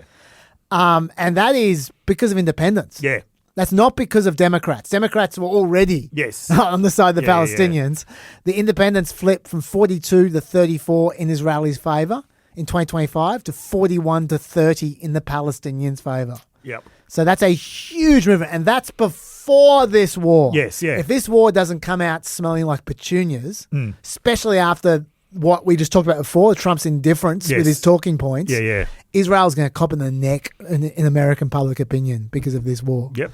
So once again, some listeners will go, well, they deserve it. But, not every Israeli is Netanyahu. I'm constantly battling against people who treat Israel like it is Netanyahu when Netanyahu is well, I suppose they vote him in, but, Americans vote Trump in too. That's how it goes. I've got nothing else to say about this war. No. Look, we've only got a few minutes left. Do you want to say anything about Texas Primary? Before Let's talk about the Texas Primaries. Go for it, man. The first thing that I want to say is Trevor Neals. Congratulations. He will replace his identical twin brother, Troy Neals, becoming the first identical twin in history to replace a twin in the same congressional seat. Woo, that's a first. Great day for twins. I mean, I am one, but not identical. And I think the identicos don't regard us fraternos as being like real twins. Really? Yeah, I don't know. Yeah. But anyway. Second, the big race was Tallarico beat Jasmine Crockett by quite a handy margin in the end. Like, it wasn't really that close. It was basically the opposite of what the polls were showing. I got very sick very quickly of the simplistic and often quite wrong framings of this in the media as this was a moderate defeating a liberal firebrand. Oh my God. Don't even get me started. No, it wasn't. As we discussed last week, most progressive groups were supporting Tallarico because they didn't like the fact that Crockett was supported by AIPAC and the crypto industry. Yes. Crockett may have seemed stylistically like a firebrand, but in actual substance, Tallarico was the more progressive candidate in that race. He's an economic populist. He's absolutely an economic populist. So the framing of this was just stupid. Yes, it's true that Tallarico appealed to white moderates. That says just a lot more about where the country is right now. Well, what about the framing about Tallarico winning because of the Latinos? That was pretty significant. Yeah. And it was something that didn't show up in polling. No, it didn't. Showed it as even in polling. Yeah, they won comfortably in the Latino dominant counties. By the way, I've got to say, I do have a lot of sympathy with African Americans who are saying, as what's his name, the guy who dropped out of the race. Allred. Oh, Colin Allred, yeah. As Colin Allred was saying last week, I do have some sympathy with this. Like, how dare this guy claim that he's reclaiming religion for the left when this is what, Reverend Raphael Warnock does. It has been African Americans who've been keeping the flame of the Christian left alive for years, going back to Jesse Jackson. I've got a lot of sympathy with that argument. Nonetheless, Tallarico was clearly a far more effective carrier of the message than Jasmine Crockett was in this race. Okay, so whether or not he actually has any chance of winning whatsoever depends on who wins the Republican primary, which has gone to a runoff. Yes. So Ken Paxton got 42% of the vote and John Cornyn got 40% of the vote. Republicans are begging Trump to endorse Cornyn in this race because under normal circumstances, that 42% to 40% would indicate that Paxton's going to win the runoff because you can expect the runoff electorate to be more extreme. And also on top of that's true, but also on top of that, to get to just beat Paxton, he had $70 million spent on him. He did. And Paxton didn't even bother to advertise until the last 2 weeks. There are a lot of Texas Republicans who hate Cornyn with a vehemence that you would not believe. Like more than any Democrat hates Cornyn. They despise him because they see him as basically this remnant of the Bush-era business-oriented Republican Party. They see him as the new McConnell. Yeah. Yeah. Totally. So a lot of this is going to depend on Trump actually endorsing Cornyn. Now, Trump has indicated that he might because Paxton was asked, would you drop out of the race if Trump endorsed Cornyn? And he said, no, I wouldn't. And Trump said, oh, that was very bad of him to say that. That might push me in the other direction. And there have been plenty of times in the past where Trump has endorsed the more moderate candidate if he thinks that it's going to be the more moderate candidate who will win. But certainly Republicans are very nervous about this. Let me just reiterate how extraordinary it is that someone like Ken Paxton could be in a position to win an election. He is possibly the most scandal-ridden politician in the United States at the moment. Yes, he is. He was impeached because of the fact that he was impeached as Attorney General because of the fact that he swindled people out of $20 million over a tech startup. Yes. His wife has divorced him for biblical reasons because of his affairs. Like, the guy is just a walking scandal. Have you got more to say about this? I've got more to say about that. Yes, absolutely. He not only did he convince investors to buy stock in a tech company that he was being paid to get them to buy stock in. He didn't tell them that. Yeah. But on top of that, he had in his office some people blew the whistle on him. Yes. Yep. Because one of his major donors, this guy Nate Paul, he asked him to try and intervene in his own prosecution. That's right. And then Paxton got some subpoenas going to help him out, to try and sort him out. And while he was doing that, he got this dude to hire his mistress. Yes, that's right. While he was having an affair with at the time. Yeah. And then when he found out that there were whistleblowers who blew the whistle on him, he sacked them. Yes. That's another reason he got impeached as well. Yeah. Like, he is the most corrupt dude. Yes, yeah. So it's not just that he's incredibly far right, he's incredibly corrupt as well. Yes. But if Trump doesn't endorse Cornyn, Paxton is going to win that race. It's even possible he could win with Trump's endorsement, although I don't think it's likely. Anyway, that raises the slight possibility, if Paxton wins, that Tallarico could win. Because Tallarico polls particularly well against Paxton. He does poll very well against. He polls 3 points better against Paxton than he does against Cornyn. Yeah. Against Cornyn, he does not stand much. And remember, Beto O'Rourke in 2018 Yep. lost by 2.6%. Yes. That 3 points could mean everything. It could mean everything. Yes. Yeah. Yes. So some other results from Texas. Dan Crenshaw lost His primary. This is another figure who at one point would have been seen as the future of the party. Yep. So when Dan Crenshaw entered, he was one of the more right-wing Republicans. This Yep. is the guy who wears the eye patch. You may remember him getting into it with Pete Davidson on Saturday Night Live.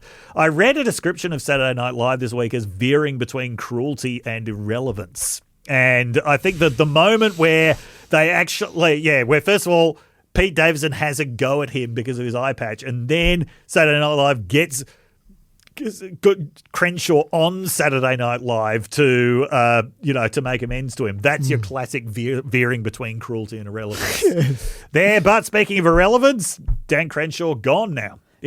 Over the last 12 years, he's become one of the hated moderates. 12 years? Yeah. Mate, 8 years. Yes. He got elected in 2018. Jesus, I forgot it was that recent. And in 2018, he was a big star. Yeah. Like when he first started. Yeah, he was. That's how fast they have moved. Yeah, and it was one of the few relatively young Republicans. Yeah, and the reason I'm not. It's funny, one of the reasons they hate him. Yeah. Is because they've decided he's neocon. Yeah. And while Trump is invading Iran. But anyway, but also he's never been a cultist. Yeah, he's a Trump supporter. Yes. But he's kind of like this halfway point between the old Republicans and the new ones. He likes to debate rationally. Yep. He likes to actually have reason. Yes. They don't like that. Yes. So, and then there's Gonzalez as well. That's the last thing I'll mention. You mentioned him. Yeah. So Tony Gonzalez has made it to the runoff.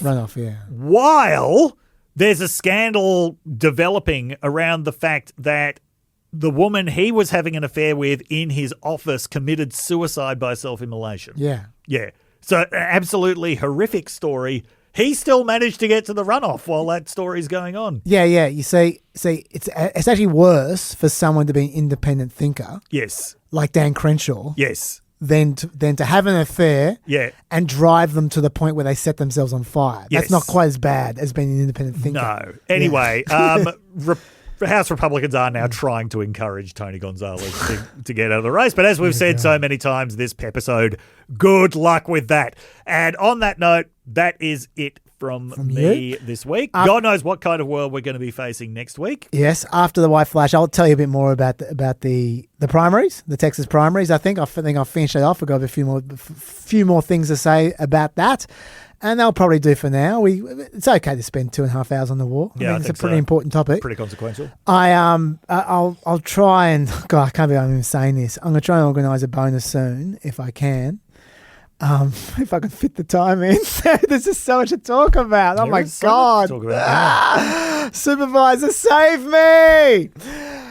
I don't know when it's going to be, whether it'll be this week or it'll be next week, whenever. We'll find out. But until then, I'll see you after the white flash, folks. And I'll see you, Dave, next Friday. Yes. Stay peppy. Stay peppy.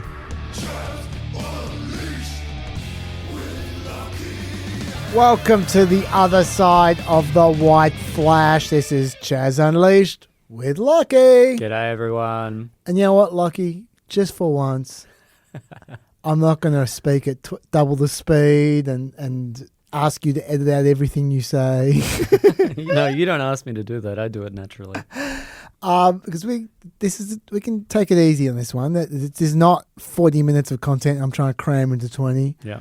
There's probably about 15 minutes of content, and I reckon we're going to be stretching for 50. Yeah, I reckon we'll be too far over 3 hours. So that's good news. So you can chat and we can relax and we can just enjoy ourselves. We were halfway through talking about Texas with Dave before, and Dave made the point that John Cornyn was not very popular. I was saying that his donors poured over $70 million into the advertising campaign in this primary in one state to defeat Ken Paxton, including, I think we can all agree, one of the best ads ever. We did say Ken Paxton was pretty corrupt. That did not escape John Cornyn's attention, and we saw this ad here. It's voting time, so let's cut through the bullshit. Crooked Ken Paxton cheated on his wife. She's divorcing him on biblical grounds. So now Paxton's wrecking another home, sleeping around with a married mother of 7. And remember this, Crooked Ken has increased his net worth by as much as 7,000% since taking office. And his actions in office, even more troubling. Paxton gave millions of Texas tax dollars to left-wing organizations, including the Montrose Center that hosts drag queen shows and performs gender-affirming services to kids as young as 7. Now think of the Paxton dirty deeds we don't know about yet. The wife cheater and fraud, or the Texas workhorse. Senator John Cornyn is endorsed by the Border Patrol, and he voted with President Trump 99% of the time. Cornyn got the money to finish the damn wall. Texans know what to do. I'm John Cornyn, and I approve this message. I love that ad so much. There's so many great things about that ad. At no point does it hold back. Oh no, I love the changing tone for the Texas workhorse. My neck hurts from the whiplash. Yeah. We see John Cornyn standing there with that black 10-gallon hat, which he clearly just bought from the store. It is so funny. Oh my God. But I mean, surely that's one of the greatest lines in the history of attack ads. Now he's wrecking another home, sleeping around with a married mother of 7. Fantastic. It's so good. Anyway, the best thing about that ad is it didn't cost $220 million. That's the best thing. That's definitely a very good thing. $70 million is a bargain. Wait, just put in that context. They just absolutely bombed Texas with these ads. Like all day and all night run these ads. And it cost them $70 million. And Noem's ad cost 3 times as much. For what? For just her riding on a horse around the front of Mount Rushmore. Oh my God. Anyway, my favourite part of that ad has got nothing to do with what's on air. It's what you don't know about it. And what you don't know is that ad was not just John Cornyn's ad. It was co-sponsored by the Senate Republican Campaign Committee.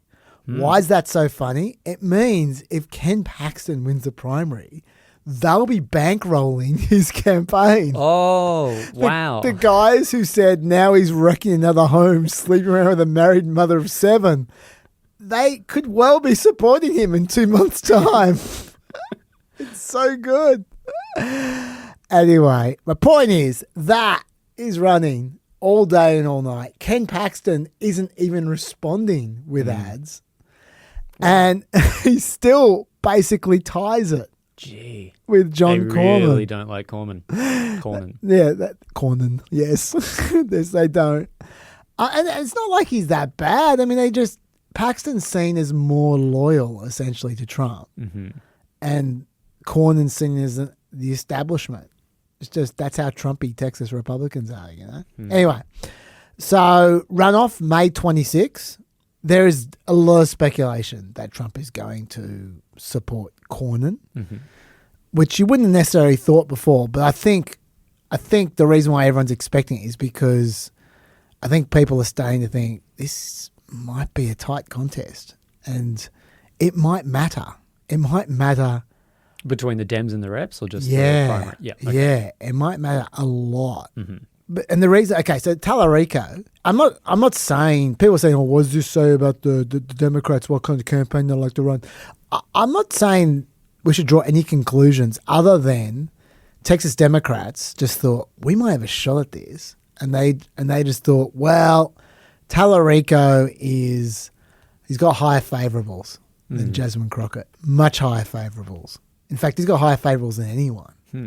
He, once you account for those who haven't heard of him, which is a lot of people, Crockett's favourability rating in the University of Houston poll just for the election, 56%. Tallarico's 65% when you adjust for people who don't know him. Even if you don't adjust for people who don't know him, and he's got a lot of unknowns. He has, in raw numbers, higher favourables than Ken Paxton, even though he has 23% more people who haven't heard of him. So he's starting, his favourables are out of 77%, essentially, compared to Ken Paxton, and still he has higher favourables. So yeah, like people like him. People like him now. That's not going to last. The Republicans are already beginning to work on him. The fact they're already beginning to work on him, like immediately out of the gate, that tells you they're scared of him. Yeah. You know, and they're working on him in such a clumsy way. This was Senate Republicans tweeted this out. Our southern border should be like our front porch. There should be a giant welcome mat out front. As soon as you hear someone cut off in the middle of a sentence, you know, okay, what are they leaving out? And let's just see what they're leaving out. Our southern border should be like our front porch. There should be a giant welcome mat out front and a lock on the door. That's an important little couple of words. I think they missed it. I mean, but the fact they're trying to verbal him that much right away out of the gate, it tells you they're worried. And that's part of the reason why. That's exactly the kind of Democrat he is. That he's built for Texas. You know, like he's doing the friendly thing, but at the same time he's appealing to what he knows Texas independents are like. Yeah, so he's a good politician for this particular state, and he raises money. He raised $21 million by himself. John Cornyn used Senate money to advertise and Super PAC money. Tallarico by himself raised $21 million, and he's only a state rep. That's not including the Colbert bump. That's included Colbert bump, but the Colbert bump was just $2 million. Sure, okay. So he still raised plenty by himself. Yeah, wow. For a state rep with no name recognition. That's a lot of money. Jasmine Crockett, who is one of the most famous people in the House, raised $4.5 million, to give you some context. Okay, cool. So, in fact, Abbott was advertising against Crockett. Well, Abbott was running ads for himself, even though he has no competition. But in his ads for himself, he spent the whole time talking about how extreme and left-wing and radical Jasmine Crockett is. Sure. Clearly trying to encourage Democrats to vote for Jasmine Crockett. Yeah. It's just, he spent $3.4 million running these anti-ads trying to promote Jasmine Crockett. She herself only raised $4.5 million. He almost spent more money than she did. Wow. Promoting her. Yeah. So it gives you a sense of where the Republicans are at. They really wanted Crockett and not Tallarico. But my point is, Tallarico can raise huge amounts of money. And this is going to be, if Cornyn wins, if Cornyn gets Trump's endorsement and wins the runoff, which he will if he gets Trump's endorsement, but only if he gets Trump's endorsement, this will be the most expensive race of all time. This is going to be $1 billion race. Whoa. I'll tell you that right now. This will be $1 billion race between the two of them.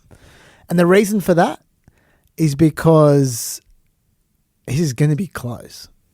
And if it was Paxton who won, which is the reason I think Trump's going to support Cornyn, if it was Paxton who won, I think Tallarico would get over the top.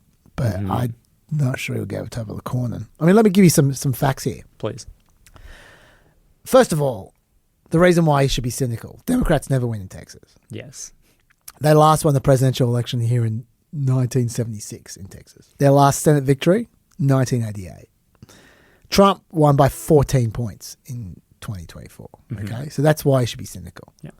But in the generic ballot at the moment, Fox is finding Dems up by 6 points, which is literally the highest margin, the highest percentage support, 52%, that they have had in the history of their survey in Congress. Yeah, wow.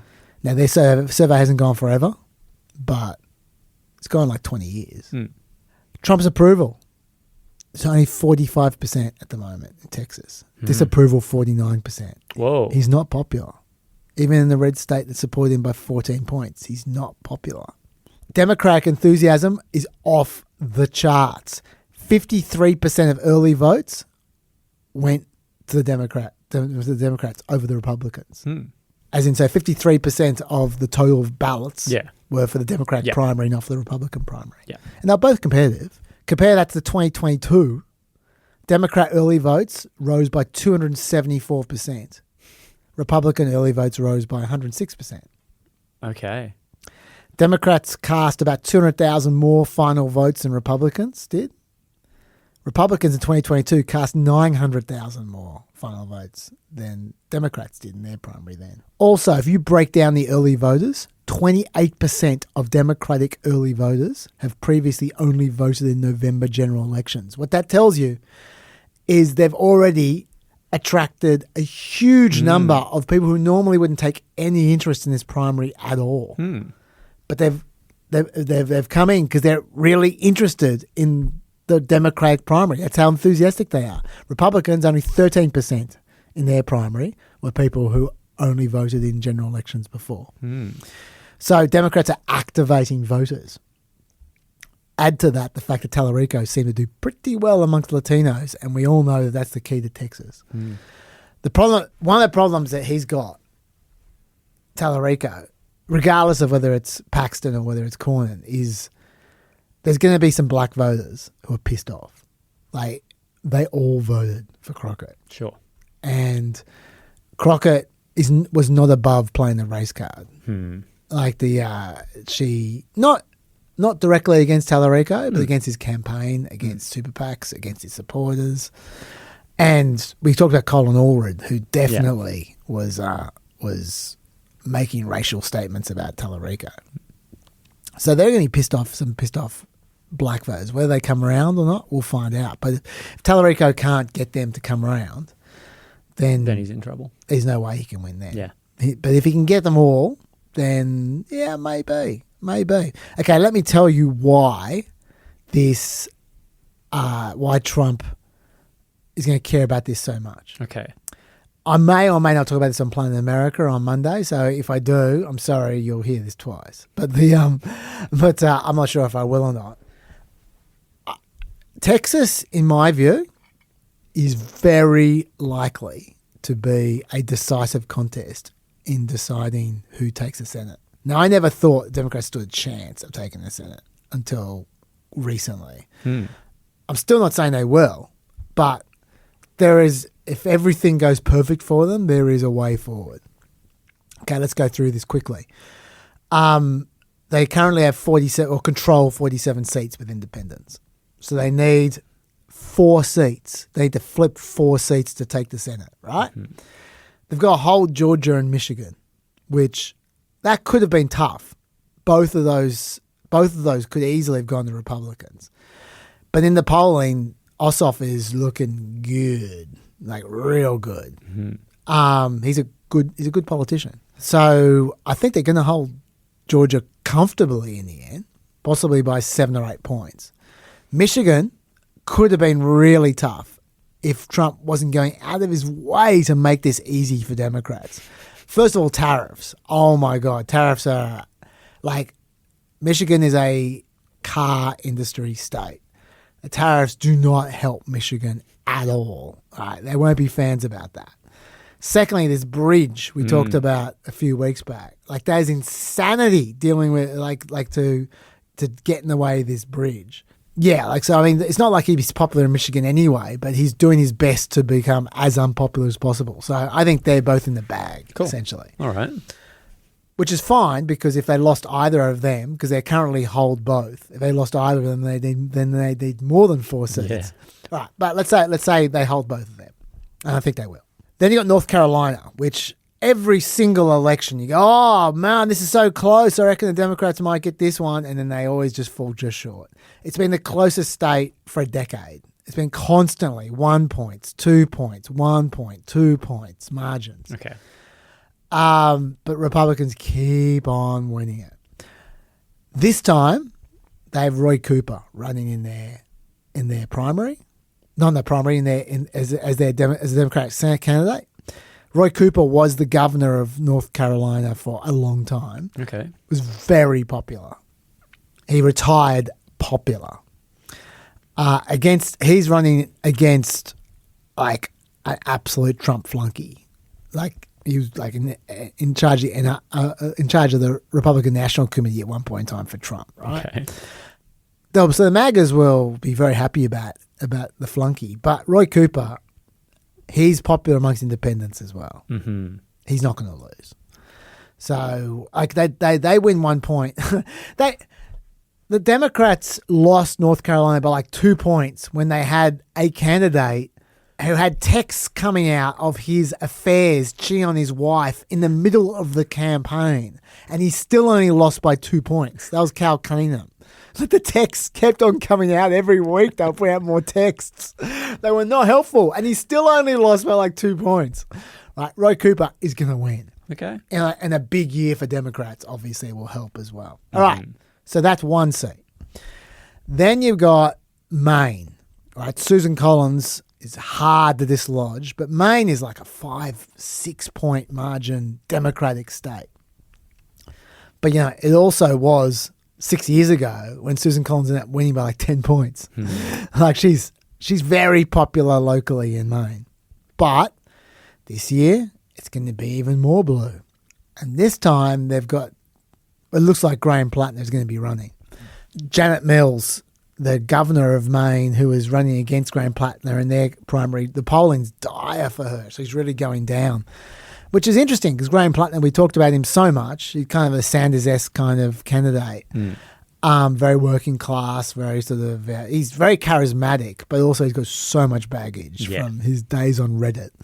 His tattoo? And his Nazi tattoo, which he had covered up. I remember when all that baggage came out, and I remember at the time saying on PEP, this is how it should be. The baggage shouldn't come out the day before the election when no one has a chance to respond. It should come out a year beforehand. This is the actual advantage of American elections, how long they go. If the baggage comes out nice and early, you have the time to explain yourself. You have the time to try and win over your base and go, look, here, this is what I have to offer. And people can make their own mind up. They can make a fair decision. And if you're good enough, you'll overcome it. Graham Plattner appears to be good enough. He's overcome it. So good luck to him. I mean, there might be more coming out. We don't know how many more tattoos he's got. That's right. But assuming that's all the baggage, and there is a lot of it, but assuming that's all the baggage, then good on him. He's won them over. He's now like double digits up against Janet Mills. So once again, he's going to attract a lot of Democrats. Like he's a very charismatic individual. He's a good politician in terms of compelling and charismatic. I think in a big Democratic year, I think he'll probably do it. Last time, Susan Collins was in 2020, which wasn't a big Democratic year. Biden won, but only just. Not just, but just, it wasn't a huge thrashing. This year's going to be a thrashing. So I reckon they'll win, mate. I reckon they'll win, mate. Democrats. So that's two. That's two. Okay, then so they need two more. Then you've got, Florida, they're not going to win. Florida's gone Republican for quite some time. Then you got Ohio. Sherrod Brown is back. Sherrod Brown, who is kind of like the Ohio version of Susan Collins. He only just lost in 2024. He was very popular. He's very sort of populist and very popular for decades in Ohio. He only just lost by like 4 points in 2024 when Kamala Harris lost by like 12. So he's much more popular than the line in Ohio. This year in Ohio, Democrats are going to do 6, 8, 10 points better than they did in 2024. And he's going to be running against someone who no one's heard of, even though they've been in the Senate for 2 years, John Husted. He's a real grey man.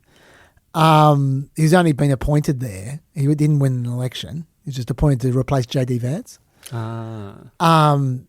Yeah, like I think I'm not saying he's going to win. I'm saying he's a 50-50. So let's say he wins for argument's sake. That means they need one more seat. There's only two possibles. Alaska, Texas. That's it. Other than those two, there's Iowa. They don't stand a chance in Iowa. And then it gets much harder after that. So it's Alaska and Texas. Alaska, there's Mary Patolta, who's... she's not an unpopular House member, but you wouldn't say she's super popular either. She's kind of 50-50. She might do it. It's hard. And then you have Texas. So what I'm saying is, given everything I just told you... Yeah, right, of course. Texas Texas is the battle for the Senate. Whoa. That's why it's going to be $1 billion race. They're going to put so much money into this contest. right around America. So anyway, so that's going to be huge. That's exciting. Yeah, we'll be talking about this a lot. And if it's Paxton who wins, if Trump doesn't endorse Cornyn, which I think he will because of the reasons I just told you, but if he doesn't, then, oh my God, it's going to be the biggest race by such a long way. And, I want to tell you about one more thing. I want to tell you about Gavin Newsom. Okay, all right. This clip did the rounds last week. Let's have a look. I'm not trying to impress you. I'm just trying to impress upon you. I'm like you. I'm no better than you. I'm a 960 SAT guy. And I'm not trying to offend anyone, trying to act all there if you got 940. But literally a 960 SAT guy. I cannot, you've never seen me read a speech because I cannot read a speech. Maybe the wrong business to be in. What he's talking about there is his dyslexia. When he says a 960 SAT guy, for those who, Americans know what that means, but for Australians, 960 is basically average. It's not like dumb, but it's basically average. It's a little below average for a white person, a little above average for a black person or a Latino. Right. It's not wonderful, but it's around the top of the bell curve. Let's put it that way. Okay. Yeah. Better than my ATAR. I'm not going to ask you to share. I'm not. But the point is that he just wrote a book about his struggles with growing up because he's trying to not act like he's had a privileged life, and one of his struggles was overcoming dyslexia. Does he mention in this book a story about him killing a 14-month-old puppy? No, he doesn't. Okay, always good to check. Yes, it turns out he has more political nous than Christy Noem. And, anyway, that clip there was first tweeted out by End Wokeness, the Twitter account, with the caption, Governor Newsom to a black crowd in Georgia. I am like you. I'm a 960 SAT guy. I can't read. That got a lot of coverage. Big story on Fox News, Lockie. Trump retweeted it, of course, with the caption, wow, Gavin Newsom just dropped out of the presidential race. President DJT. And Newsom's team replied, wow, the president is sundowning harder than usual tonight. Governor GCN. That's the way they roll. And pretty much every Republican stooge boosted the video as much as they possibly could on Twitter. Newsom fought back a little bit, not much. Hannity tweeted out, Gavin Newsom thinks a 960 SAT makes him like black Americans. Let that sink in. Newsom replied, you didn't give a shit about the President of the United States of America posting an ape video of President Obama or calling African nations shitholes, but you're going to call me racist for talking about my lifelong struggle with dyslexia? Spare me a fake fucking outrage, Sean. That's also the way Newsom rolls. And some conservatives tried to make out like Newsom was lying about his dyslexia. Someone dug up this old clip of Newsom talking about some book he read. You've written a hell of a book, and I don't say that lightly. I went through it in a quick hour and a half, almost 2 hours. And trust me, I don't read very fast, but it reads at an unbelievable pace. It's so well written. And of course, it's so familiar because I felt a little bit adjacent to so much of the subject matter, but it's 18 chapters. It's an impressive piece of work, 263 or so pages. Yeah, he read a book. He wrote one. Yes. And Real Clear Politics asked Gavin Newsom if he can provide any paperwork related to his dyslexia diagnosis at any time of his life. Obviously digging around there, implying he might be making it up. And Newsom's team replied, hey, Susan, thanks for reaching out. Respectfully, fuck off. By the way, I hate that. I hate that so much. Yes, it's bad faith from Susan. Susan's trying to destroy you. Yes, that's true. She's a partisan reporter. Yes, that's true. But it's a legitimate question. If you're campaigning and you're talking about your dyslexia, it's legitimate to ask you about your dyslexia. It's not like he didn't bring it up. I think it's a rude question. I don't think it's an untoward question or beyond the pale. And even if it was, you shouldn't talk to reporters like that. I hate that. Like, it's just this whole, I mean, I get that certain Democrats, and Gavin Newsom is definitely one of them, are trying to... Isn't it the Crockett thing? It's I fight back. Yeah. Well, they're trying to show they fight by swearing a lot. Rather than being tough, they're trying to act like they're tough by swearing a lot. I get that. That is something that a lot of Democrats are doing at the moment. And yes, it is Democrats. Like there's not one where both sides are doing it. There aren't a lot of Republicans doing swearing theatrically the way Democrats are at the moment. The president did. Well, yeah, that is true. The president does. And he is a Republican. But I'm just saying, just generally, I'm talking apparatchiks. Yeah. Like, real grey men in the Democrat Party are just like the chair of the DNC is just, he just looks like, no offense to accountants listening, he looks like an accountant. He looks just so straight down the line and boxy. Mm-hmm. And he swears like a sailor. And it's just, dude, you're not convincing anyone that you're a tough guy. Gavin Newsom is very much in that school. I get it. But I just don't think it's good to talk to the press like that. Some respect for the press. I know it sounds like a fuddy-duddy, but like... I agree with you. You sound like a nerd. Point is, you've probably heard about this clip if you follow any conservatives at all. If you haven't heard that clip that I just played you from Gavin Newsom, then you need to get out of the bubble because you clearly don't follow any conservatives whatsoever because they played that clip endlessly for about a week. But I do want to share with you guys something that hasn't gotten nearly as much coverage as that clip. And this was tweeted out by a Republican, but an honest Republican, Malik Abdul is his name, who took the time to actually watch the event, or the context of the event at least. And he suggested that you watch the full context of Newsom's answer, and it was quite intriguing to watch the full context. And then we'll talk about it afterwards. You watch this now. But what would you like for us to take away from that? What would you like for the reader to know more intimately about you and how those two separate lives that you had together and the tough decisions you made and the risk that you had to take, and even growing up with dyslexia and all that, like, what do you want us to take from that and where you are today? Well, that like so many folks, I put a mask on. And my face was starting to grow into it. I was trying to be someone I was not. It wasn't that I was inauthentic, it just I wasn't who I am. I sweaty hands, nervous, just trying to put on a facade. And my mom saw that. She saw those cracks in that mask. And she challenged me. And so it's a story about resilience, redemption. It's a story about humility and grace. I don't want to dream of regretting anymore. No coulda, woulda, shoulda. It's all out there. I just want to put it all out there. I'm not trying to impress you. I'm just trying to impress upon you. I'm like you. I'm no better than you. I'm a 960 SAT guy.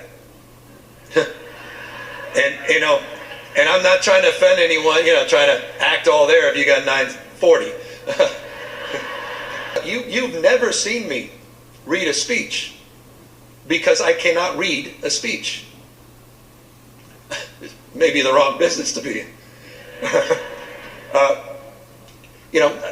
My dyslexia, I haven't overcome dyslexia. I'm living with it. And Malik tweeted about that. Newsom is made for TV and there's plenty to criticise, but he was responding to a question about growing up with dyslexia. He never mentioned race. Why have low SAT scores been automatically associated with a particular race? Which I think is an excellent question. One could argue all the people saying, oh, he's trying to appeal to a black audience. They're the ones being racist because they're assuming he's talking to a black audience because he's talking about how poor his marks were. Well, the tweet said. That exactly. Well, the tweet was making a racist assumption, or rather, an intentionally misleading assumption. As you say, the End Wokeness said it was delivered to a black crowd. Maybe it's got nothing to do with IQs. It's just about the fact it was a black crowd. That's what he said in the tweet. Black crowd. But then another conservative, and you'll never guess who, I won't. Christopher Rufo, who you may not recall, but we've talked about him on PEP a few times. He's a hardcore culture warrior for the right. Hardcore culture warrior. He's the guy who's responsible for a lot of the university chancellors getting sacked over the last few years. Like, he really went hard against the university chancellors. He exposed that the Harvard was a dean, had a plagiarism, had background, had a plagiarism scandal in her background. He's a culture warrior, but even he noticed that it wasn't a black crowd. Here's the photo of the crowd. They're mostly white. End wokeness just made that up, which isn't a surprise. Again, wokeness is an account with endless bad faith. Right. It's called end wokeness. Yeah, exactly. And this is something I think I wanted to bring this up, not only because even though I don't like Gavin Newsom, I think it's good to set the record straight that he's literally just talking about his book, nothing to erase at all. It's a perfectly reasonable answer and actually quite charming, I think. But also, I think we need to bear in mind as 2028 approaches, and everyone gets worried about AI deepfakes, that the old-fashioned ways of misleading people, they can still be the best. They can still be very effective. And I can just say, just don't forget, you just need the original tweeter to lie. And it makes all the difference. They don't need to take a clip out of context. If you hadn't They don't need to cut it off 2 words early. No, they don't need to do that. And when those lies are boosted by Trump, Elon, Trump Jr., Tim Scott, Rick Scott, Nicki Minaj, Megyn Kelly, the list goes on. They all boosted it. And so many more people. It's really, really hard to get the truth out there. The truth isn't out there on this one. But anyway, I thought that was a nice note to end on. Because, we don't have too many times that we can go, well, people actually, they didn't have to reach out and they didn't have to put themselves on the line to bring the truth out, but they did. Good on them. I never would expect that from Christopher Rufo. I'm not suddenly his mate, by the way, but credit where it's due. Tip of the hat. And Gavin Newsom, I think that was I actually end up watching more of that event. It's pretty good, actually. Cool. Yeah, I'll give him credit as well. Even though, like I said, I'm not a huge fan. You're in a giving mood. It seems I am. Got anything else you want to say before the end of the pod, Lockie? Thanks, Peppers, for sticking with us on the late drop for this one. Yes, thanks, guys. And like I said, it might be next Friday. There might be an extra in between. If we do an extra, it might not go for 3 hours. I don't know. It is a open feast that we will be dining on at some point in time over the next 7 days. Until then, stay peppy.